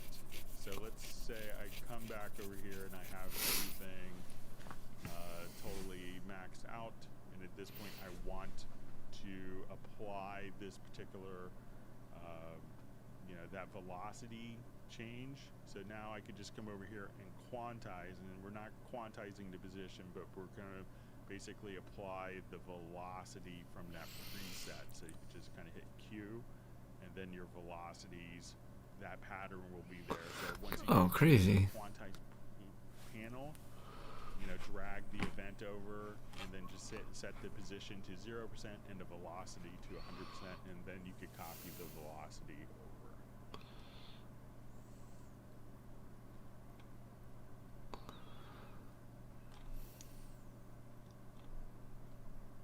So we see it just says, hopefully in the update we get a darker skin. I like my skins to be dark. It's more easy on the eyes for long periods of time. So you may be able to actually change the skins or change it to be darker if you wanted to. So maybe if you come over here to color schemes, let's say if you want the project area background, so if you go to each of these, we could make those a bit darker. So they're probably not at their darkest. So if you just kind of double click here, you can get more dark if you need to.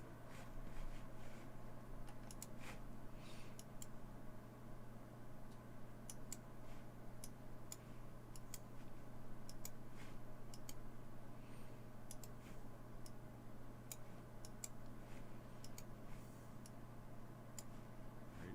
We're glad that Nick could join us after collecting his 2 kids. Thanks for being a part of the live stream.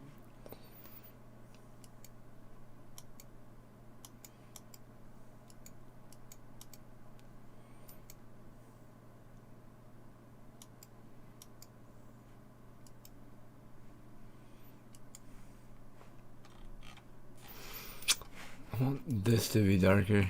Whatever.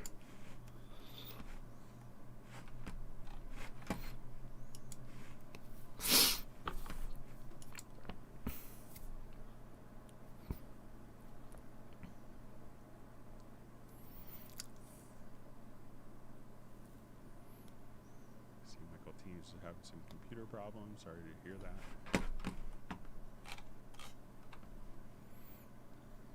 So we're just saying from Cubase Junkie, Cubase is beautiful. Now imagine how it would look with the same color scheme.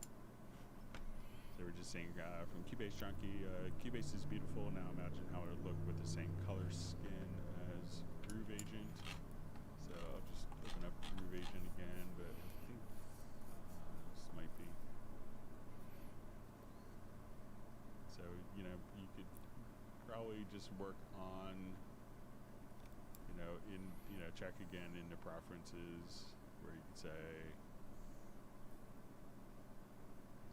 so project area background. Oh, I see it. Oh, shit. So there you could get it to be very similar to Groove Agent if you want. So you can go darker.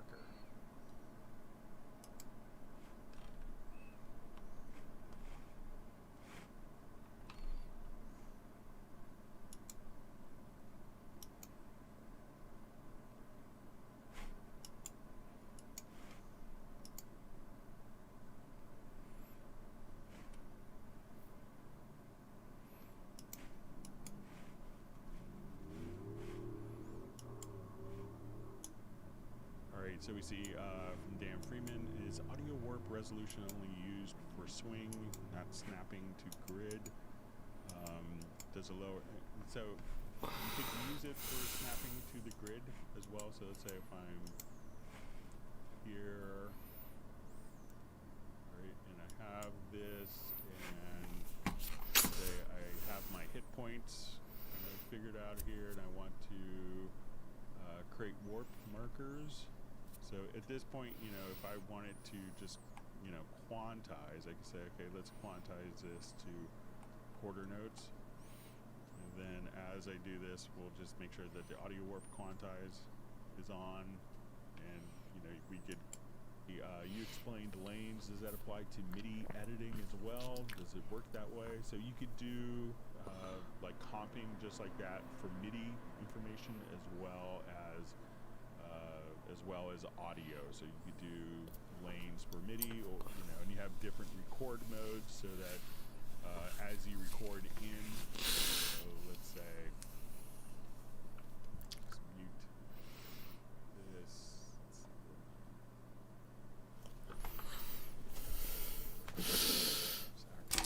this. This one is for Dash.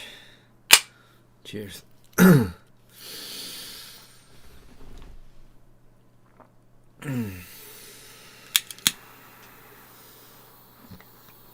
if we switch our MIDI record modes, we could say, okay, I just want to do new parts.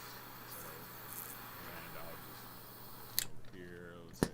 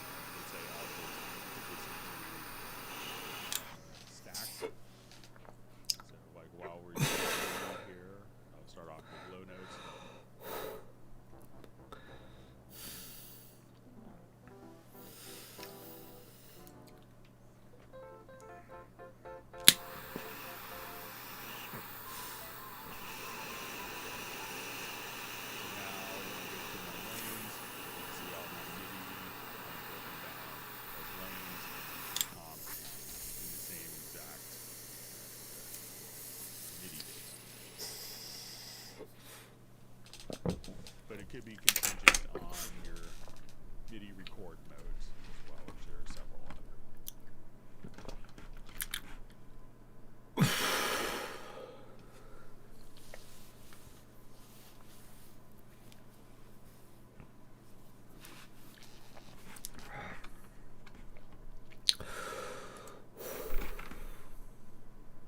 Let me check my Patreon. I don't know what I uploaded this week. I gotta get my shit together.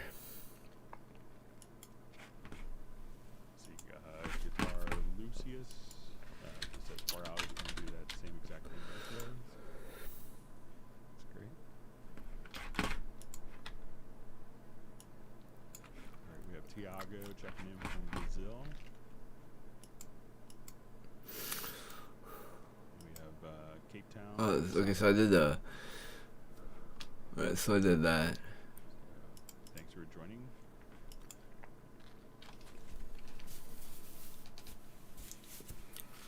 Thank you for the birthday wish, Tiago.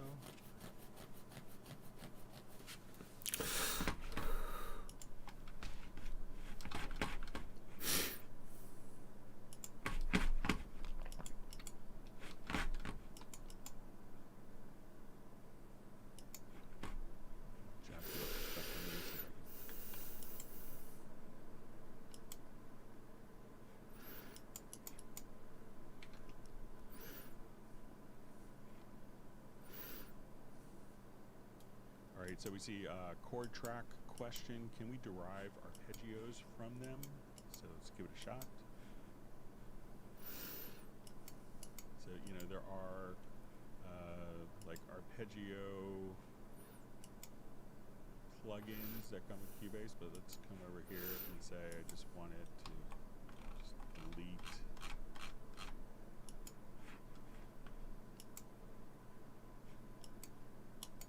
all these events here. Like, how do I see this? Track. in this. So let's say I don't want to play any notes whatsoever in my project, and I want it to sound like it was clever.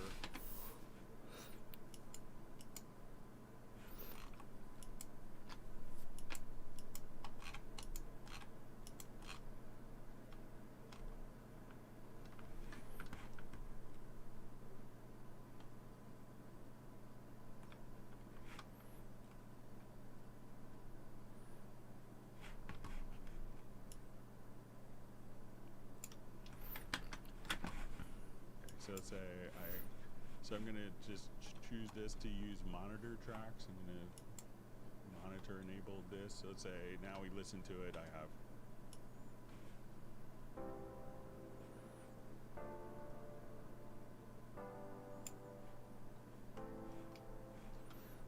so now I'm gonna come over here to this track and go to MIDI inserts, and let's just choose an Apache.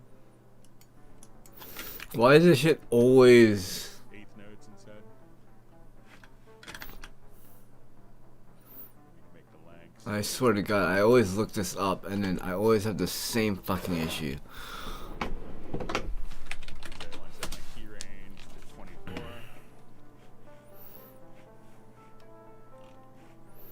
And maybe I want to go down, then up.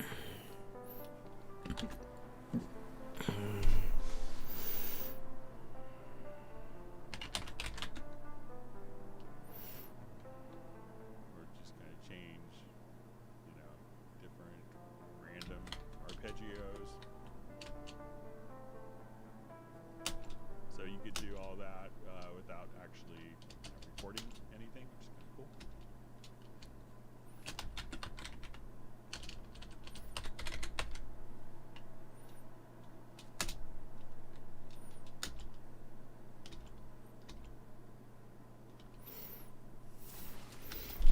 Okay, so we just see from the cube, it just shows up as an X.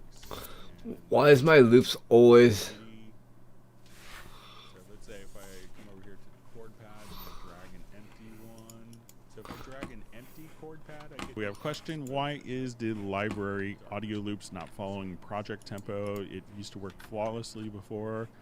It just suddenly stopped syncing. So, if you're kind of in a project, so let's jump back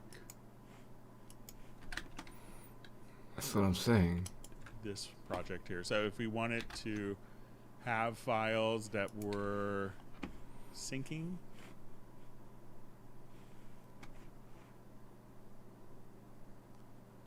so at this point, like if we're going through different drum loops, we could choose to have the drum loops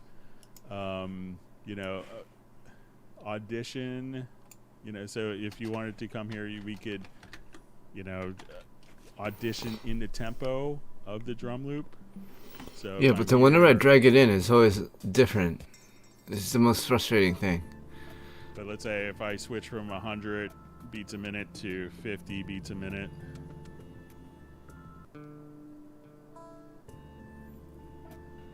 this will just kind of play back. So as I go to 150 BPM, then I select the same file. So it could be just if you're auditioning in a media bay, just having this particular function will, if that is turned off, that will allow you not to do it. And as you drag a file in, it will kind of, if it has the different metadata, it will play back at the project tempo. So let's say if I play that too fast, and let's say I slow it down now to 100 beats a minute. So it's all, and if I wanted this to be independent, you could just turn musical mode off. Then whatever tempo I type in, it's gonna play back. So I go 150, it's gonna play back at the same tempo. But if I enable musical mode, then it will be like a tempo parasite. One other thing that it could be is that the track itself can be in linear or musical mode. So you know, if it's in musical mode and I change the tempo, the values will kind of change with the tempo and speed up and slow down. But if the track itself is set to linear mode, that track will stay at the same time position even with tempo changing.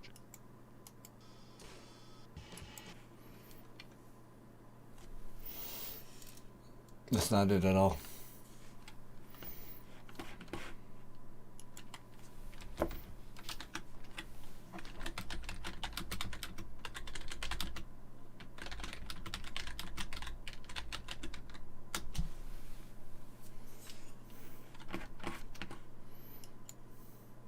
Accessing samples and keep that sample across, good sign that it's out of time. The fastest way to time stretch it is to go up to the arrow menu and drag it forwards. I'm speed the bar, it's applied the perfect time stretch. Another way to time stretch is go up to the audio menu and go down to advanced, and now we've got a sub menu, and down towards the bottom of the sub menu we've got stretch to project tempo. Now Cubase will automatically detect the length of the sample and time stretch it so that it fits in with the tempo of our project. In the pool window, which contains a list of all the samples in our project, we can click on this musical box, which will automatically stretch. Now that I've stretched speeding, that a really good option of converting that into the sample rate of my project. Now that I've got this sample in the actual project, I can hear that it's out of time. So it's the run of time. The fastest way to time stretch it is to go up to the speeding that loop up. The 8th bar, advanced, and now we've got a sub menu.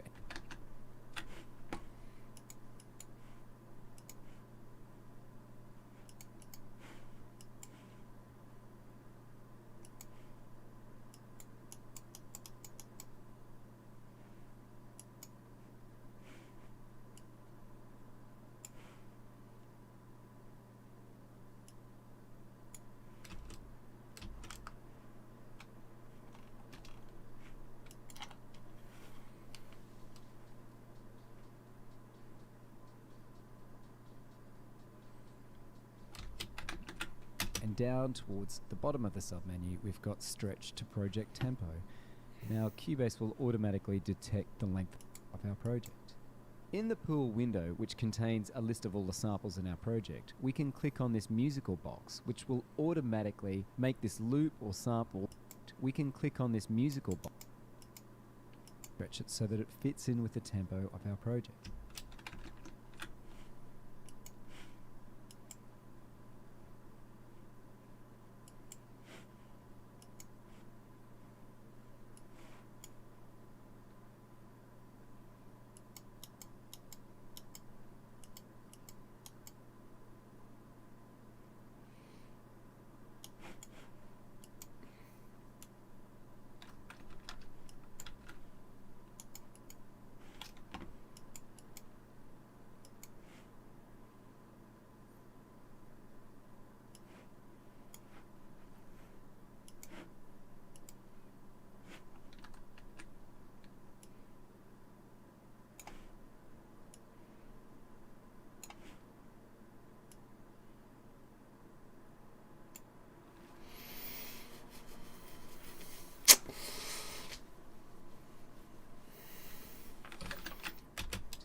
In the pool window, which contains a list of all the samples This in the doesn't project, work. we can click on this musical box, which will automatically make this loop or sample follow the tempo of my project.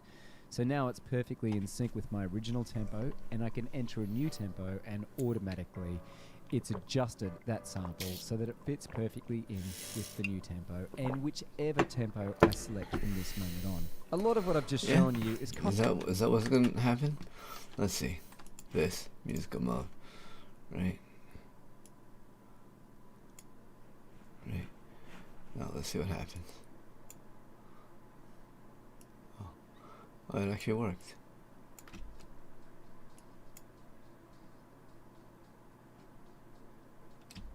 Okay. Kind of an old school way of adjusting the tempo.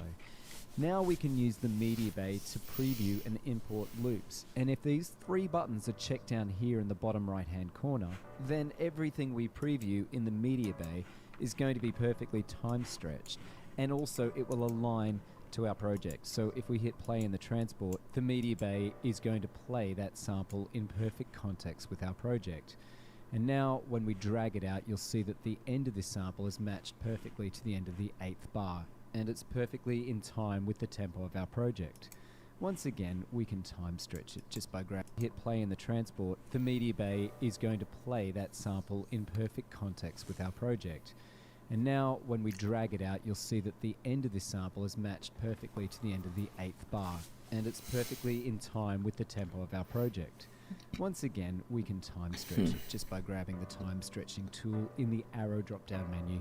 So now I've moved this into half time or double time just by picking up on that handle in the bottom right hand side. Just doing it this way means that we've got this sort of global follow tempo vibe going on with the sample. You can also go in and change the algorithm type. So there's different quality algorithms which will take up different CPU usage. So it's always worthwhile going in and having a play around with the different algorithms to see if time stretching it is going to make it sound any different to the original, or just to see if you're losing any of the audio quality. Thanks for taking the time to stop by and watch this video. Please give us the thumbs up if you've learnt something, and subscribe to the Cubase YouTube channel for plenty more videos just like this. I'll see you there.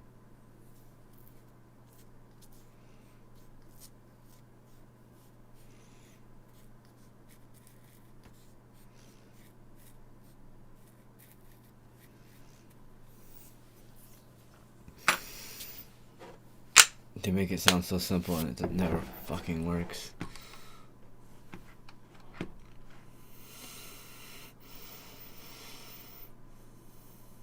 Whatever.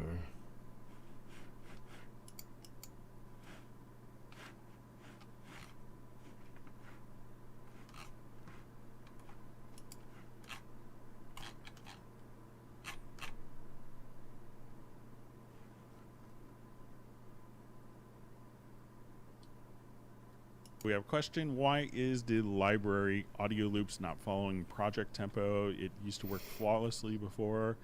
It just suddenly stopped syncing. So, you know, if you're kind of in a project, so let's jump back. This project here. So if we wanted to have files that were syncing,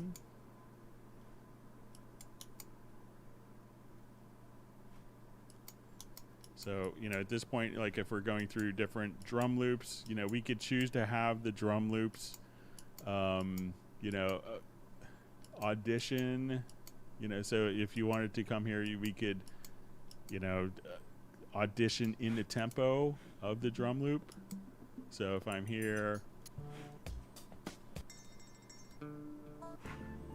but let's say if I switch from 100 beats a minute to 50 beats a minute,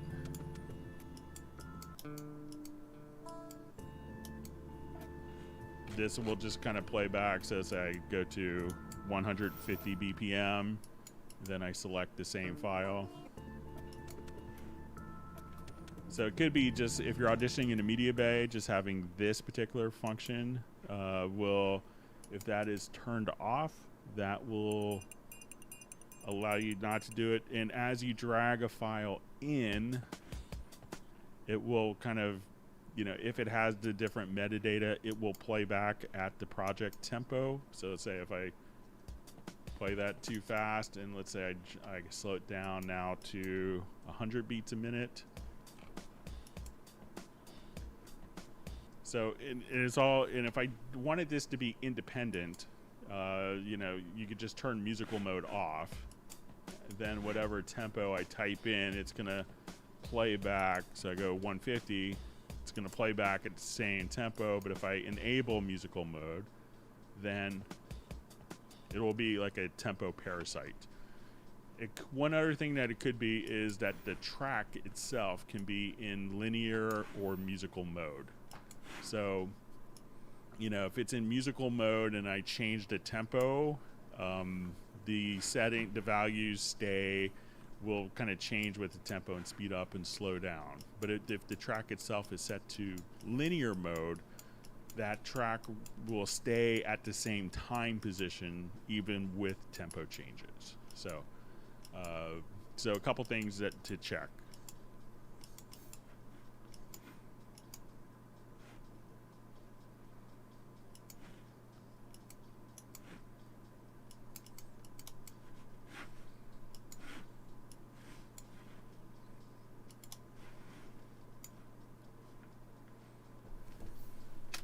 Okay, so I see a question, what's the date for Cubase's release?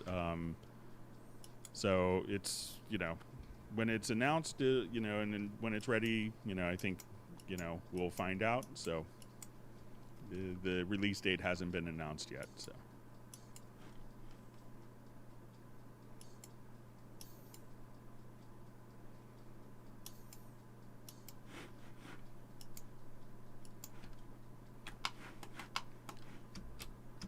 Okay, so we have a question. Can you talk, edit audio before compression, fix dynamic range? You know, so let's do a new project here. And we could show a couple of scenarios here. So let's say if I have,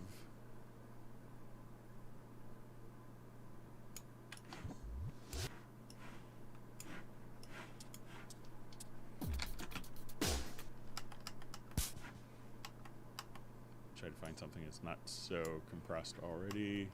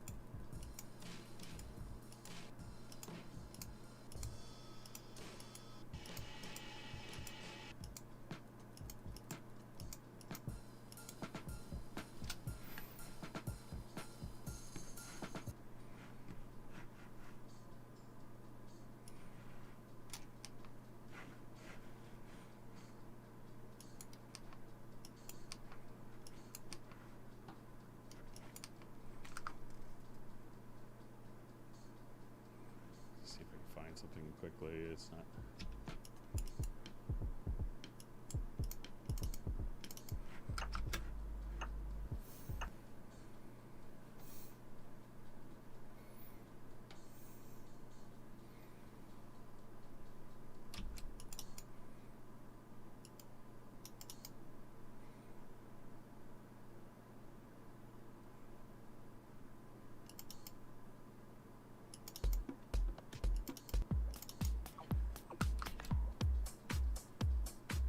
Okay, let's try this. So let's say I have this file and we wanted to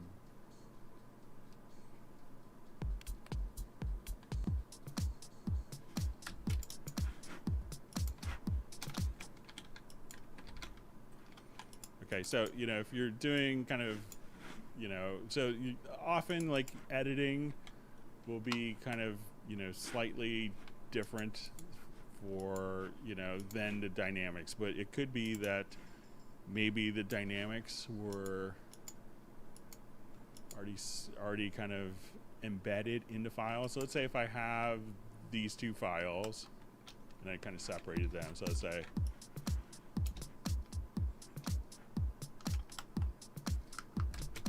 say I just wanted to go to like an insert on this particular one, and I just want to do kind of like a heavy compression on it.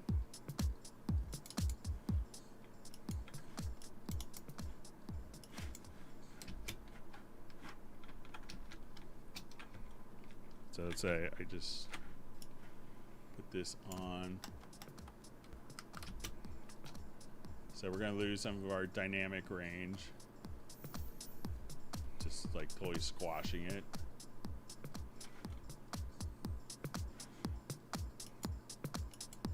So if I like that particular sound, you know, I could just grab that insert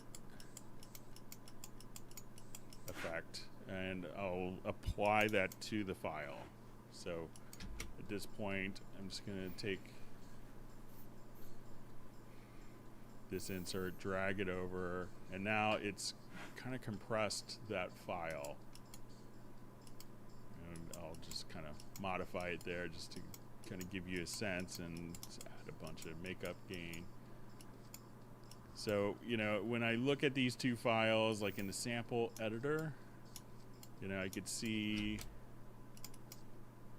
often kind of the results of compression. So it doesn't really, so the editing tasks will kind of be the same if there's, different compression, and if you just have it as an insert effect, as I come here, it's kind of independent of the actual audio editing. But I could be maybe misunderstanding your question, but let me know if you, if that's the, if I'm misunderstanding.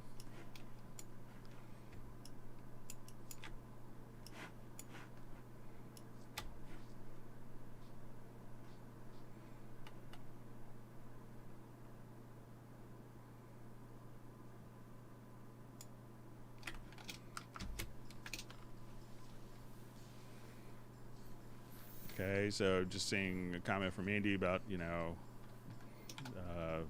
I don't think it's against the rules to, if you wanted to post, maybe you could send a private message to someone if you wanted to share your YouTube channel. All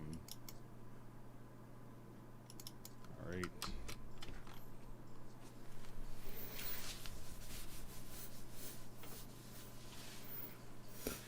Okay, so I just see a comment from Andy Lane. Please update browser with zoom in and zoom out or bigger font.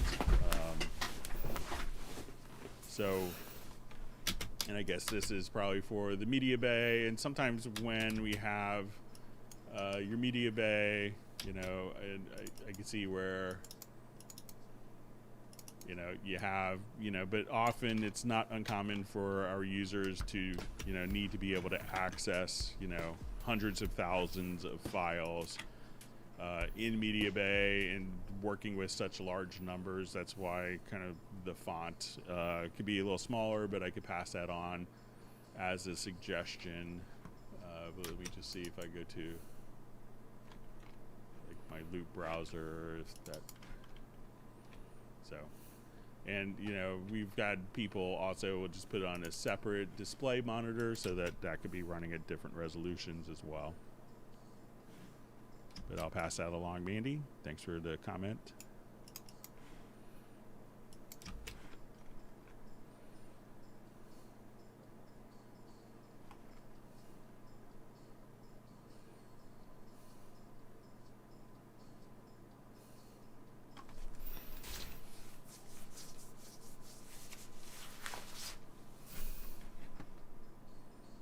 All right, so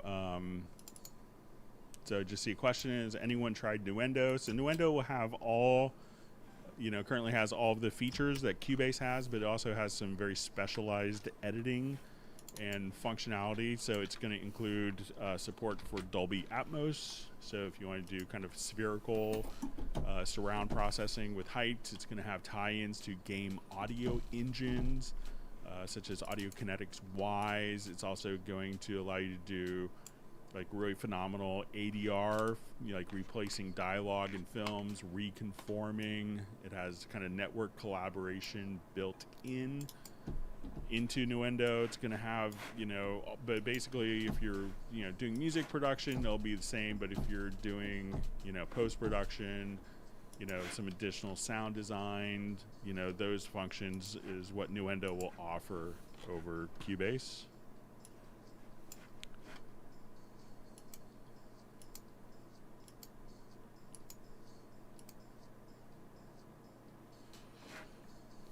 Okay, so we have question: is there a way to move audio clips up and down the grid without moving left or right? Thanks, Greg. So let's say I have this file, and if I just hold down the Alt, so I could make a copy by holding down the Alt key.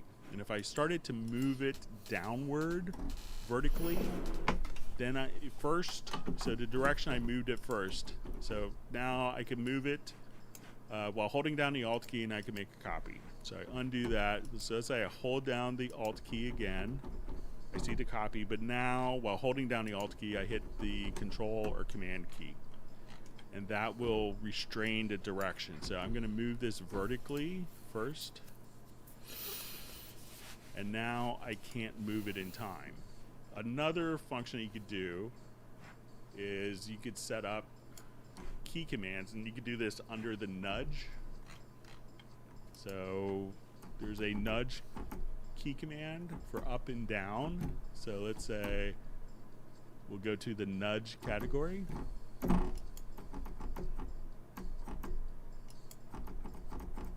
So I have this set to Option Shift down, down arrow and up arrow. So now I could take this particular function, so I hit Option Shift, and I could just nudge up and down. So I could go to the next one, nudge up and down. Let's select the next event. So I'm just holding, so under the nudge category, you can just move up and down vertically, just like that. So something else to check out.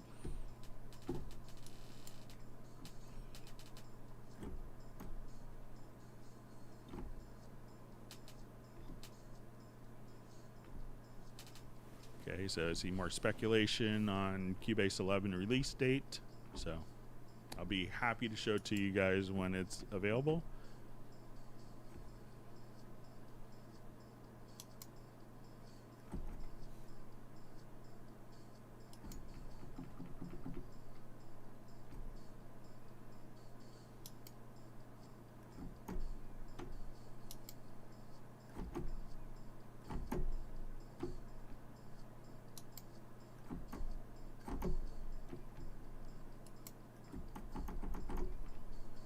Reading through.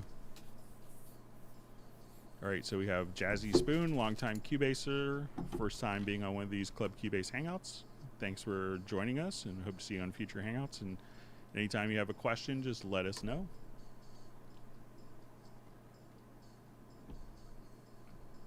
Okay, we're doing well on time.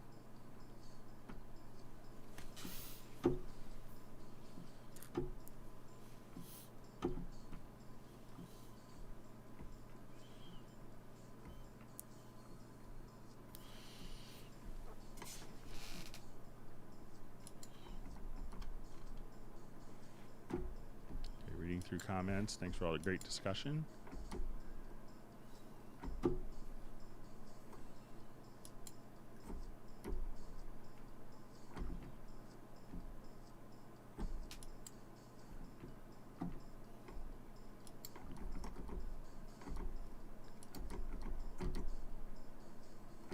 Right, good to see Gareth on a hangout.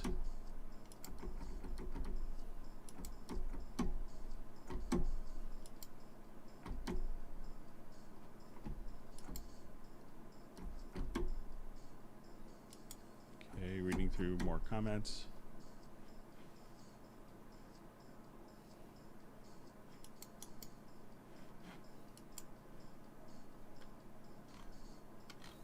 So it's just a question, Greg, are you composer or DJ? Or I guess I started off as a musician, so I started off playing trumpet, then I played electric bass, and I studied in college. I did orchestral stuff, so playing string bass and double bass. Did that pretty intensively while doing production stuff. And after college, I did worked at a big recording studio in New York, doing a lot of hip hop stuff, and like Naughty by Nature and Miles Davis sessions. And then been working with Steinberg for a number of years. So, but I'm not a composer or a songwriter. So, but I've gotten to help people that are incredibly talented writers, and musicians over the years.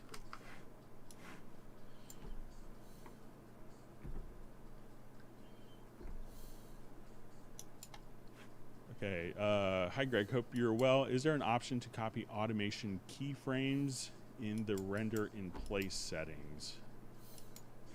So, I'm not sure what you, I mean, you may have to clarify what the keyframes are, but let's say if I have like an automation for this particular event, so I have this loop and it goes down.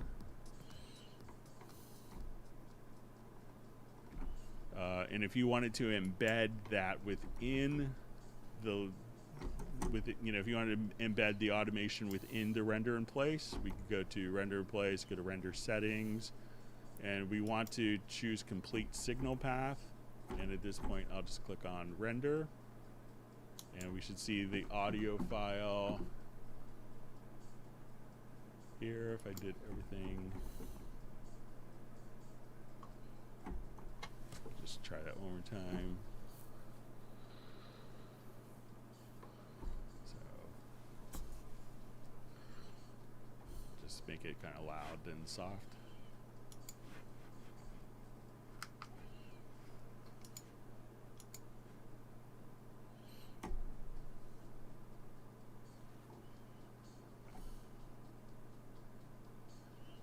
So I'll just choose complete signal path.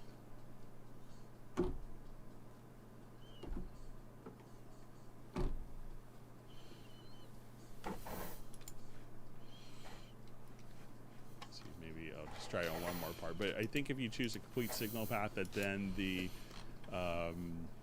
your processing, like the automation, will be included within the render in place. I'll try it one more time. Make sure I have volume for my automation.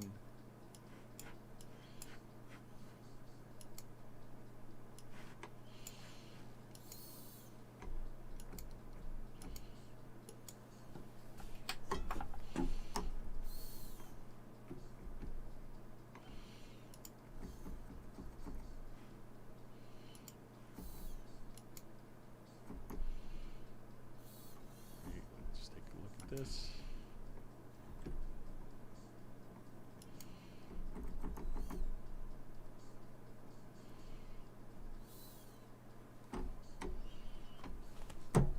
Must have some routing thing on, but so if you try that, but let me know if I'm misunderstanding about the keyframes. But I think if you do it, I must have some routing thing off today. But I think if you do the check out the settings for the complete signal path, that the automation will be kind of included. So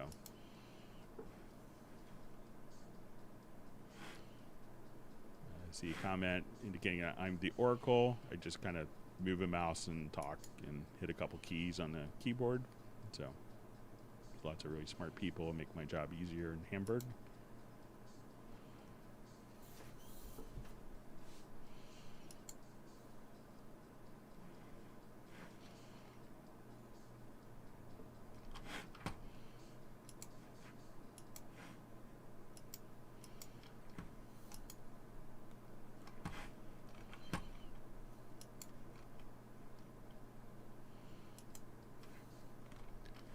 Okay, so a question, please. How can I do vocal harmony just with instrumental? Let's say I took a beat, record my voice, and want to do vocal harmony. Thank you. So show that.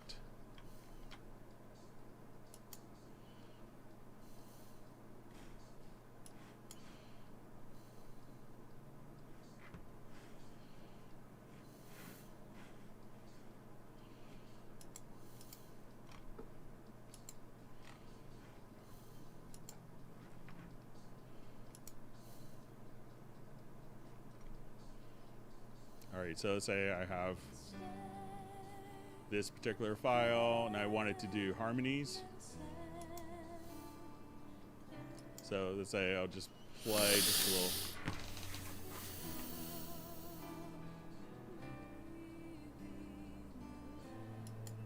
So at this point, I could, just add. So if you have a beat and maybe you don't know what the chords are, we could select the part and just come to your audio menu and we could generate harmony voices. So I'll just say, let's do one harmony.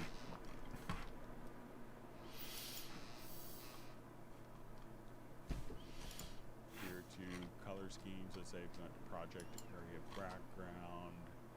So if you go to each of these, we could make those a bit darker. So they're probably not at their darkest. Question, how to sync the pads on the instrument with the chord pads on Cubase. So let's say I have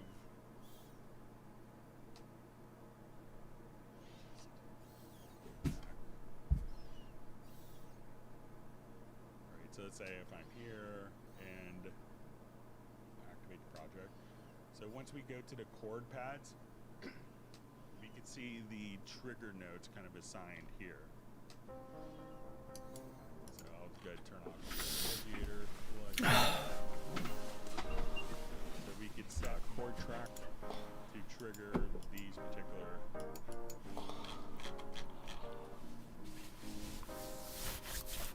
So you could just trigger those, and if you needed to kind of get that set up, you could say, okay, I want playing chords. I want this to be patterns or sections.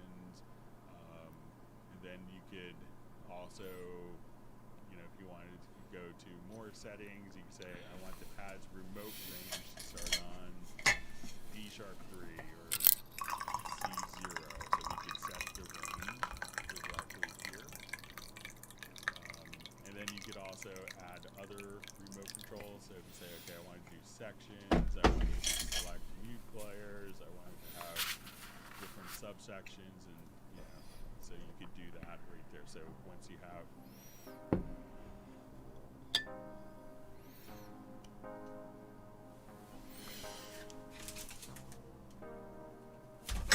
so now we could just, instead of playing chords, I could just have it start playing with patterns. And you can take patterns that you maybe played and just drag it into here. But this is where you can kind of set that range.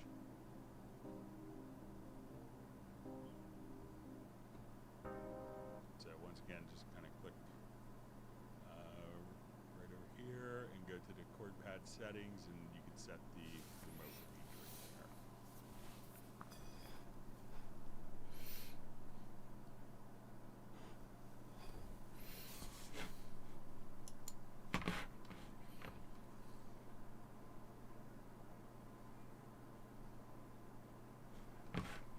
The 44.1 or 48.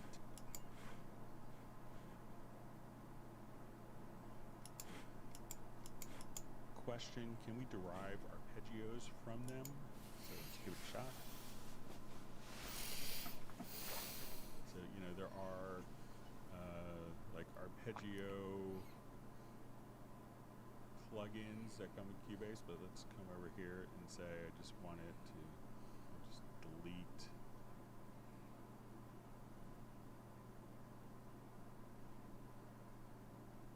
all these events here, and I will add a chord track.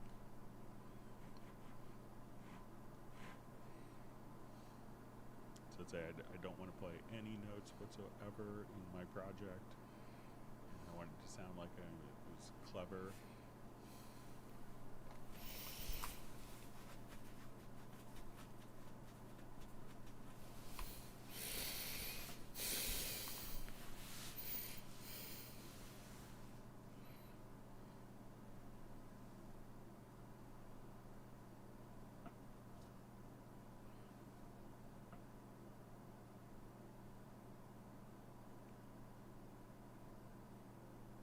So let's say so I'm gonna just choose this to use monitor tracks, and monitor enable this. So let's say now we listen to it. I have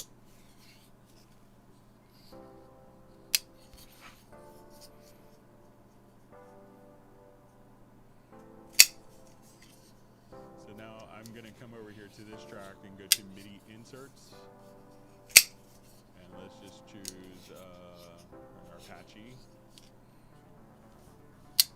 And I'll make this like eighth notes instead. Make the lengths based on, you know, so it really could depend on, you know, what your final delivery format is. So, you know, some people still just want to release music and we'll do it at 44.1 if it's going to be used for visual media. Having it at 48 will, you know, is often preferable for the people that you have to give the music to for them to incorporate it into the video. So, but, you know, there's probably not a huge sonic difference between the two. I know some people, like when DATs were first new, would record at 48K because I thought it sounded better. But I would say that if, you know, your audio doesn't sound good, it's not the sample rate's fault these days.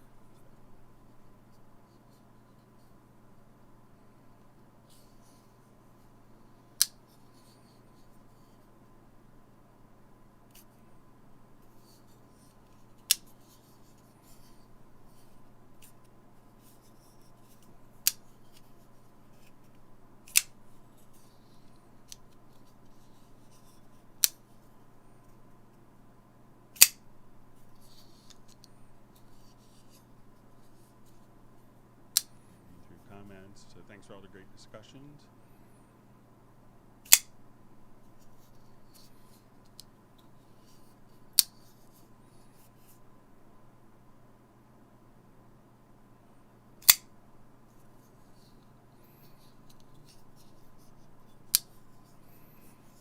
All right, so we have a question from Oscar. I have an iMac 8.1 version. 10.56, 2.66 gigahertz Intel Core 2 Duo processor, and I'm working with licensed Cubase 5. I would like to know if I can update to a more modern version of Cubase. I don't know off the top of my head which ones work, which versions of Cubase would work in 10.5. All right, I'm out.